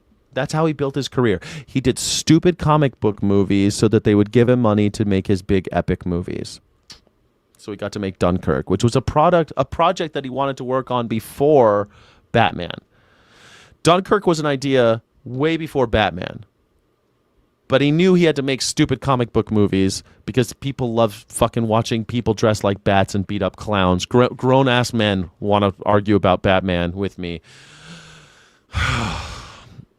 Anyway, we take it way too seriously. I think that it was a coincidence that with Oppenheimer, that was very clearly his ploy to actually win himself an Oscar, that was the movie that he intentionally made more R-rated. And guess what? For a guy who typically, had laid off the swearing for many, many years, that movie conveniently had the amount of F-bombs that gets you an R rating. I think it was about 3. Because guess what? That is how directors and producers will play the system of ratings. I did a research paper on this years ago, that ratings are marketing. And, it's ridiculous behind the scenes that they will actually have a counter. Like, it used to be 1 F-bomb will get you a PG-13, 2 F-bombs, just 2 F-bombs. You could have nothing else in it, but 2 F-bombs in a movie means R-rated, even if there's nothing else objective. That's true. If you do 2 F-bombs, it's R-rated. That's why they only drop 1 in every in every Fast and Furious movie. They only say one F word in every Fast and Furious movie, but they have tons of motherfuckers getting blown away with shotguns, tons of violence. Put as much violence in movies as you want, PG-13, but you say more than one F word, R-rated. Stupid. In it, and then it went from you could have 2 F-bombs in a PG-13 movie, and then 3 F-bombs get you an R rating. I can see Nolan playing it with Oppenheimer to get himself exactly 3 F-bombs and 2 sex scenes, even though honestly all of it could have been cut out to give himself an R rating. And the rumor is that Odyssey will also be R-rated. Why? Well, I've just seen it, that R-rated adult. I don't think so. I think the reason why there's sex scenes in Oppenheimer, it was his attempt to make Oppenheimer look kind of like a human, because he doesn't seem like a human, and Cillian Murphy doesn't really play him like a human. And the stories about Oppenheimer that I know from as a kid, I don't even look at Oppenheimer as a human being. And there he was presented with this idea that this crazy person who's obsessed with math and science, and then they have to present him as a human being. So he has this weird these sex scenes that kind of feel like robots having sex, but makes him a human, because that's what human beings do. They have sex. So it made sense to me that Oppenheimer had sex scenes in it. Did you see Oppenheimer? I feel like the sex scenes are kind of necessary, because otherwise it's just people make fun of it because the Oppenheimer sex scenes are weird and they don't feel like romantic or sexy. They feel kind of gross and robotic. But he's a gross and robotic dude. But he's still a sexual creature because he's a human. And I feel like that was necessary for the film, because otherwise you're just watching robots there's nothing to connect him to his humanity, except in the end he kind of regrets the bomb. Did you guys see Oppenheimer? How'd you feel about the sex thing? Cillian Murphy as Scarecrow was pretty good. Yeah, he was pretty good. Also, I don't know if you guys saw the last Peaky Blinders movie. That's pretty good. They made a movie. Sex scenes are never necessary unless it's a pornographic movie. I totally disagree with that. Sex scenes are necessary because you're supposed to build empathy with these characters, and sometimes the quickest and easiest way in a short film, like 2 hours isn't much time to tell a story. So to give them some humanity, they eat and they have preferences. They drop all these hints about what kind of foods they like, and then they have sex. They do some stuff that's like shortcuts to showing us that these are human beings on the screen, and then you start relating to them, even though they're just moving lights. They're just lights. They're just lights on a screen. But you start looking at them like they're humans, the more you're able to relate to them. So I think sex is important in film. But hey, there's gratuitous sex too, which... Also, if you just have violence all the time, it's always violence in movies. How come no one ever talks about the violence in movies, but you're like, sex in movies, oh, we don't need it. Why are you guys so afraid of sex? Sex is awesome. Sex is good, violence is bad. How about that? For the most part. Not always, but usually sex is better than violence. I'll take sex over violence 9.9999 out of 10. 9.9999. 10 out of 10. 10 out of 10. I'm taking sex over violence. Yeah. Violence is almost always bad. Sex is almost always good. Dramas are more likely to get the actual Oscar. And so we can see how Nolan's motivations have shifted to wanting to get an Oscar. And here's what you have to do to get an Oscar. There's a lot of rollback in these various policies, these various inclusivity policies behind the scenes in Hollywood. Here and there we can see it, and in other places it still exists. But where it definitely exists with all these inclusivity demands is with the Oscars. You should read the rules that they have on the diversity quotas that you have to meet behind the camera and on camera if you want to be even eligible for an Oscar these days. And that is what's going on with Nolan. I don't think that he brought Elliot Page back to work with him after all of these years. What? He always had people of different backgrounds and stuff in the movies. What are you talking about? What?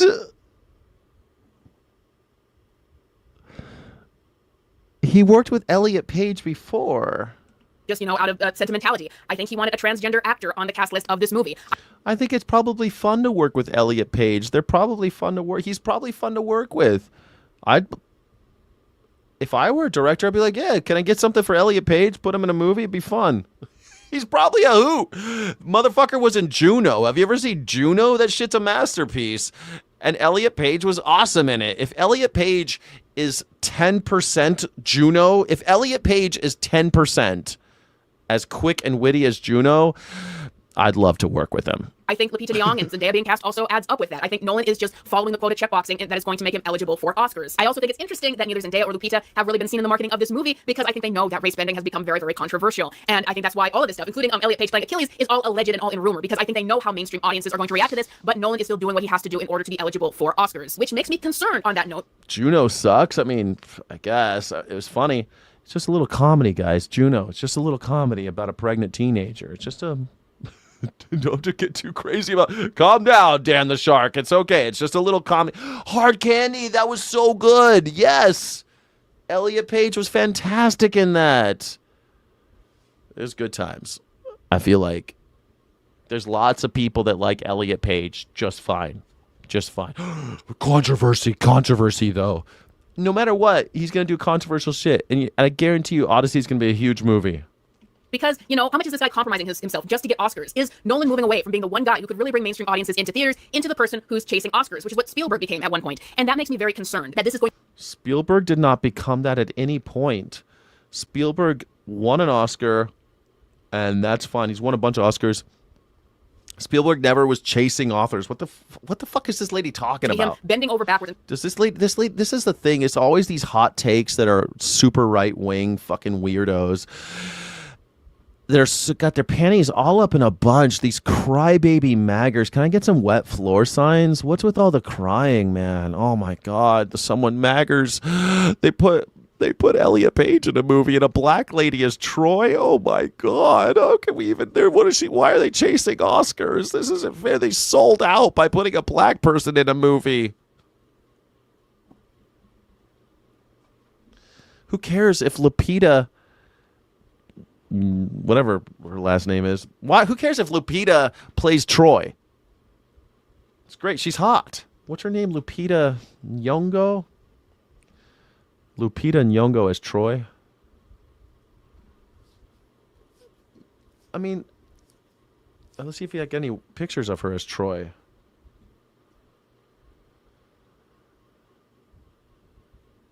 Just tiny pictures. Hold on. Nothing I can put on the screen. Behold Helen of Troy. They're all like 500 pixels. Maybe this one you can see. I would just Lupita Nyong'o. Lupita Nyong'o. Let's take a picture of her. She's beautiful. She was in that movie, the one with the silent New York. What was that movie called? Be Quiet New York or something? Be Quiet New York. I think that movie was called Be Quiet New York. What was that movie called where she was quiet in New York? Look how beautiful this woman is. She looks like Nefertiti. She looks like one of the most beautiful women on the planet. And you're mad that she's playing Troy? She's gorgeous.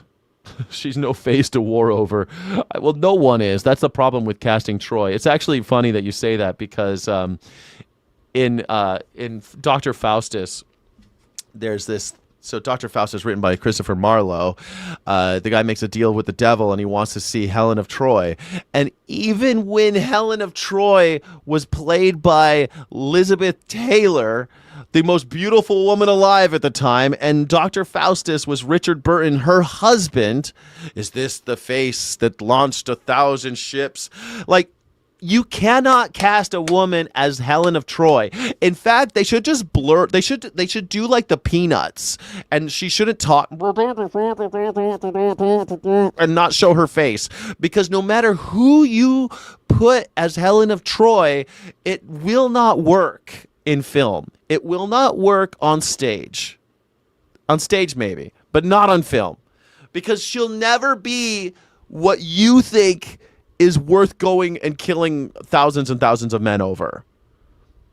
But if you gotta have a Helen of Troy, you could do worse than Lupita Nyong'o. She's fucking gorgeous. She's totally hot. And she was in that movie, Be Quiet New York. I forget what that movie is called. It's called something like Quiet New York. Be Quiet New York. It's like Shut Up New York. I think the movie's called Shut Up New York. Siskel and Ebert were snobs, but at least worth listening to. I always liked their little tete-a-tete. I never liked Siskel or Ebert, but I liked Siskel and Ebert. You know what I mean? I liked Siskel and Ebert. But like Ebert and Roper. But Siskel and Ebert, man, they were a team. I loved it. They didn't like each other. Oh yeah, Quiet Place NYC. I like my title better. They should have called it Shut Up New York. That's what they should have called it. Stupid World is never going to take off. It's going to take off. Yeah, they should just cover her face. That's what they should do when they make movies with Troy, because they should cover her face.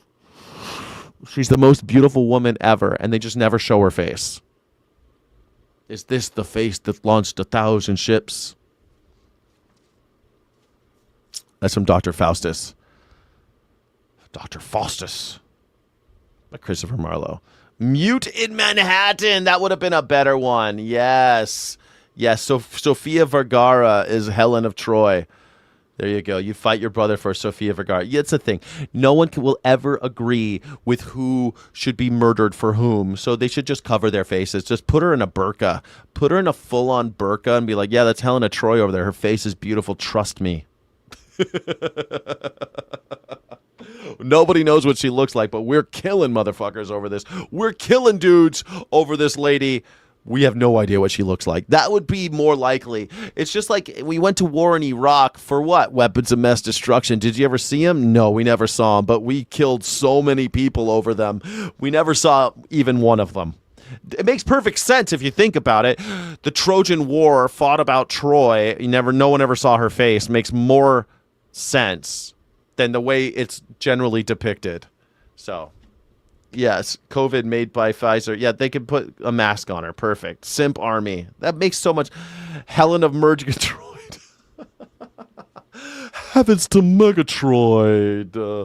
Heavens to Murgatroyd. All right, I'm going to finish this just because this lady pisses me off so much. Let me... Compromising himself, moving away from his original style that worked with mainstream audiences and just doing anything he can and compromising. What are you talking about, mainstream audience? He made the Batman. I love all these edgelords like this dumb lady talking about how, like, oh, he's alienating mainstream audiences. Dude, he made a movie about Oppenheimer, a movie about Dunkirk, and another one called Interstellar that most of people don't get. And he also made one called Inception about dream logic. I mean, the dude does crazy shit, and he does big spectacles, so people will watch it. That's his whole shtick. He does crazy movies that fuck with time periods. It's better when his brother writes them, because Jonathan Nolan is the writer usually of his good movies, like Memento. Jonathan Nolan's the smart one. Christopher Nolan's like the director. He's all the style. Like the substance is Jonathan Nolan. The style is Christopher Nolan. When they work together, they get good shit done. Like the Coen brothers. They should never stop working with each other. The stories he is working on just to get some of that gold. But and just the problems with this trailer don't end. Or the Safdie brothers. The Safdie brothers were way better. Like I saw the Bone Smasher and I saw the with The Rock, and I saw the movie about the ping pong guy. Who was the ping pong guy called? Miracle Marty. I forget what that stupid movie was called. It was great. I loved it, but it was fucking Marty Supreme and the Bone Smasher. Those brothers used to work together, and both those movies are fine, but those movies would have been better if Josh and the other the Safdie brothers worked together. They would have made better movies last year. But instead, they made Bone Smasher and Marty Supreme, and they were fine. They both got nominated for Oscars. The other thing that really bothers me about this trailer is the visuals. And once again, my perception that Nolan could pull off the Odyssey, that would have been amazing. It would have been an ode to the old epics of Hollywood, is completely blown apart. I don't think he was the right guy for this story. The Odyssey is, at the end of the day, you could call it a fantasy, right? There's cyclopses and gods and goddesses. Yeah, it's like the first fantasy novel. That's right, finally. And creatures and all of that stuff. But there's no fantasy for this trailer. We get little glimpses of the Cyclops, but it feels all far too grounded in reality. It feels like it's Bones and All, the cannibal movie. Did you like that? I liked that movie. I thought that was pretty good. The First Kiss in the Slaughterhouse. That movie was written by a vegan, by the way. That book, I don't know if the movie was made by a vegan, but the book was made by a vegan, and it's called Bones and All. It's a good movie. I liked it. Did you like it? I liked it. taking itself so seriously, it almost feels like I can't get excited for it. But like on the one hand, it feels like it's just adhering to Nolan's typical vision way too much, and it's not allowing itself to change for the material. Wasn't it called Bone Smasher? Or was it called like Face Smasher? I don't know, fucking Bone Smasher. That movie with The Rock where he plays the first UFC fighters. I forget. I think it was called Bone Smasher. Spine Smasher. I forget. Knuckle Smasher. Something Smasher. World Smasher. Face Smasher. I don't know. Let me see. What was it called? What was that movie with The Rock directed by Josh Safdie? Smashing Machine. It's called The Smashing Machine. Damn it. Bone Smasher. I thought Bone Crush. It was called The Smashing Machine. The Smashing Machine. That's what your mom calls me, by the way. Not showing any flexibility from Nolan on that level. But on the one hand, it seems like it's taking itself way too seriously, and it feels like it's Tenet or something like that. But then the next minute we get these guys, and I don't even know what these guys are supposed to be. Like what is this? And then we get lines like, Soldiers. let's go. One minute it feels like it's taking the Odyssey way too realistically, and the second minute it feels like it's going to be like The Dark Knight Rises or something like that, with the dialogue and these weird outfits that the soldiers are wearing, and whoever these guys that they're fighting. It just doesn't feel right. It feels like he's taking They're fighting the Trojans. it way too realistically on the one hand, but on the other hand, maybe it's just the fact that he's taking it so realistically that when the more fantastic stuff comes in, it just Realistically, it's literally about cyclopses and sirens and lotus eaters and all sorts of... I don't even know how they're going to do it in 3 hours, to be honest. It's a long fucking book. doesn't feel like it fits. It looks weird. It looks like Nolan's more realistic stuff being clashed with Marvel sensibilities or something. It's not working for me, and that's as best as I can. Sounds like Batman. He's making it a Batman movie. It's realistic. Trust me. This is how Batman really would be. No. Batman doesn't exist. There's no ninjas in the fucking Alps. There's no, Batman isn't real. This is what the Batmobile would really look like, is this tumbling machine thing that he has. It's like a Humvee. Fine. Catwoman. She's like a Catwoman, but she's actually like a super... That's so stupid. It's realistic, though. It's realistic. Batman's realistic. But then also, it just looks so visually boring. I was thinking about doing a video about, how dark movies look these days. But really... But that's Nolan's fault. Nolan's the one who made them all dark and sad and dour. That's Nolan for you. He took Interstellar and it was gray and drab and looked like mud. That was Nolan. He did that. Christopher Nolan. At the end of the day, what it is it's a taste thing. And I'm wondering if Nolan is one of those taste setters, because it's like, for most of the shots of this movie, it's either super dark or just everything is bathed in orange and yellow fire. It's going to be like that. Yeah, it's going to be just like that. That's his style. Colors. I think that this movie should have a great scope. It's shot in IMAX, but for a shot like this of the soldiers, they just look like a black mass to me off of gray. And the little glimpses that we've gotten of the creatures in this film, they're not really impressing me at all. There is nothing visually about this film that is exciting me or amazing me. It just looks dark and unappealing. And what's the point of having IMAX cameras if your shots are going to be too dark to even see them? So it just seems like I don't know. Ask Zack Snyder. Nolan's Odyssey is falling apart on so many levels. The dialogue is terrible. It sounds like Americans in the modern day. The casting is all wrong. They aren't able to pull off these roles or even handle the bad dialogue. I'm sure if Lupita Nyong'o playing Helena Troy wasn't controversial, the fact of Elliot Page playing Achilles is going to be massively controversial once it comes out, and it just shows that Nolan is really compromising himself for Oscars on many ways. Compromising for Oscars. Yeah, it's because controversy gets you. This lady's so fucking stupid. What is this lady's name? God damn it. What is this lady's name? Jester Bell. God, this thing has 85,000 views. Jester Bell. She has 100,000 subscribers. This is the thing, man. Right wing media commentary. They're making so much money. Right wingers. Everything sucks because they're making compromises. They're saying that trans people can be in movies now. Oh, it sucks. Oh, I can't even. It's breaking my immersion. But it just doesn't seem like his style is actually fitting with this material. It's disappointing because we honestly don't get that many movies to be excited for these days. And Nolan was our last hope. Nolan We get lots of movies to be excited about. There's so many movies. was the last guy that could actually, based on his name alone, bring people into the theater for any project he wanted, whether it was a franchise based on a book or an original film. But I was talking to someone else this morning, and I was talking to my dad this morning about this, and he said, I don't know if you can survive in Hollywood on this level without compromising yourself, and Nolan, not having to do all these things. It could be just a singular bad movie when it comes out. Like, I don't love all of Nolan's films. I've not been the biggest fan of Tenet or Dunkirk. It could be just another film. Of course, because you're a fucking moron. You're just a Batman fan. Oh, God. Oh, shit. This is why people don't make good movies anymore. Because even Christopher Nolan, who's just trying to do something cool with the Odyssey, it's probably going to be fine. I don't know. I'm not that invested. I'm going to go see it either way. Aren't you? Aren't you going to go see Christopher Nolan's The Odyssey? Aren't you all going to go see it? I'm going to go see it at the IMAX.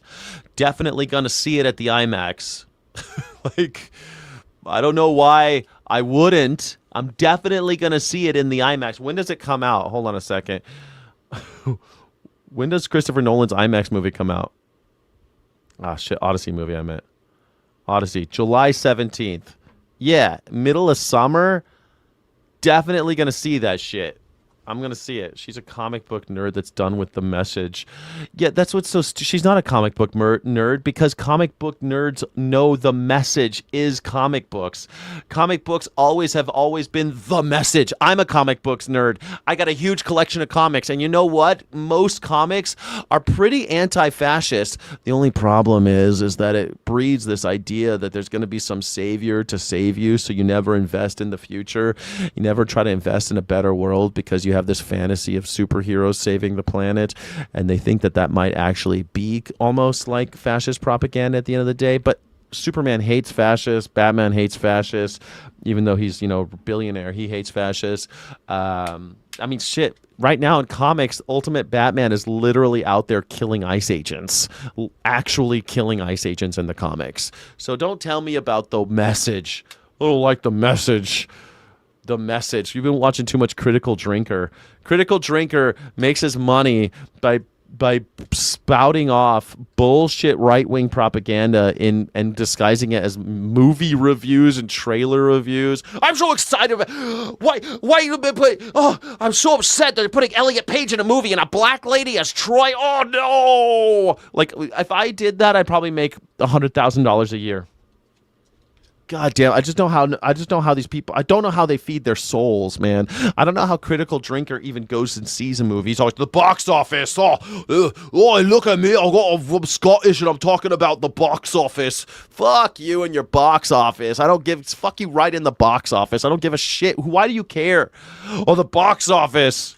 Look out for the box office. Like, since when do you give a shit about the box office? Is the movie good? Is it good? Well, the box office. Fuck you. Anyway, that's the show. Morning Sky went 3 hours. Sorry, everybody. My name is Scott Jack Morgan. I'm an independent news and culture commentator, free speech and critical thinking advocate. And this is the #1 news reaction show on YouTube, The Morning Sky Show.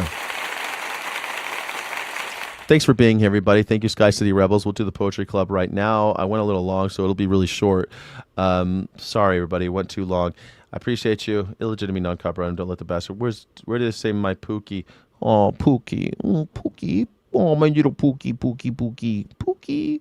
Elliot Page has got a schlong like Arnold. Does he? Does he? He's got a schlong like Arnold Palmer. Donald Trump should love him. Sings YMCA. Oh, Pookie. Oh, Pookie, Pookie, Pookie, Pookie. I'm not really a cinema goer, so me saying I'm not going to go see it doesn't mean a lot. I'm going to go see it. I'm going to go see it. Christopher Nolan doing an IMAX movie of Odyssey. And here's what's going to happen. Let me tell you what's going to happen. He's going to release it in the IMAX. It's made for the IMAX. It's shot on these big 70mm cameras and all this shit.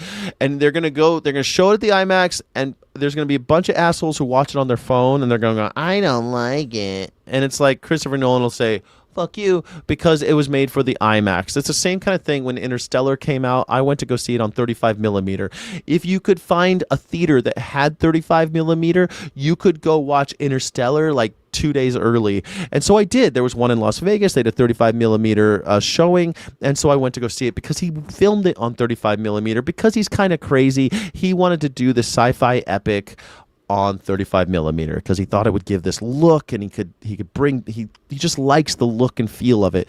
He hasn't done a 35mm since, but now he films on IMAX only. He only wants his films to be seen in IMAX. He doesn't think that they're good for the other cinemas.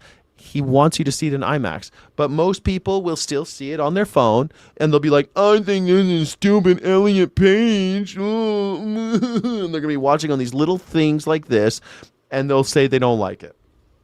And then he'll still make another movie in the IMAX because he's Christopher fucking Nolan. You'll know when he sells out when he makes movies for cell phones. That's when he's compromised. Okay? He'll make good movies, he'll make bad movies, but he'll make them for the IMAX. Or some other, maybe he'll make one for the Sphere or something. He'll do something crazy, and he's not going to make movies for phones. He doesn't do that. When he does, Melania was a great movie. That's my favorite movie of last year. What do you mean? It's the best movie I've ever seen. It's a great movie. I'm still going to see the Odyssey. I loved it as a kid, and sword and sandals films need to come back. Superheroes are boring now. Superhero movies. This is basically just going to be a superhero movie with swords and sandals. It is just a superhero movie. That's what the Odyssey is. It's a superhero movie. It's a hero's journey. It's just a superhero movie, guys. All right, illegitimate, not covered. Don't let the bastards grind you down. Godspeed, rebels. Love you. And if you are a Sky City rebel, the Afterglow will start now. Thank you. Like and subscribe. Become a channel member. Thank you. Thank you so much for watching. Don't forget to like and subscribe. Thank you so friggin' much.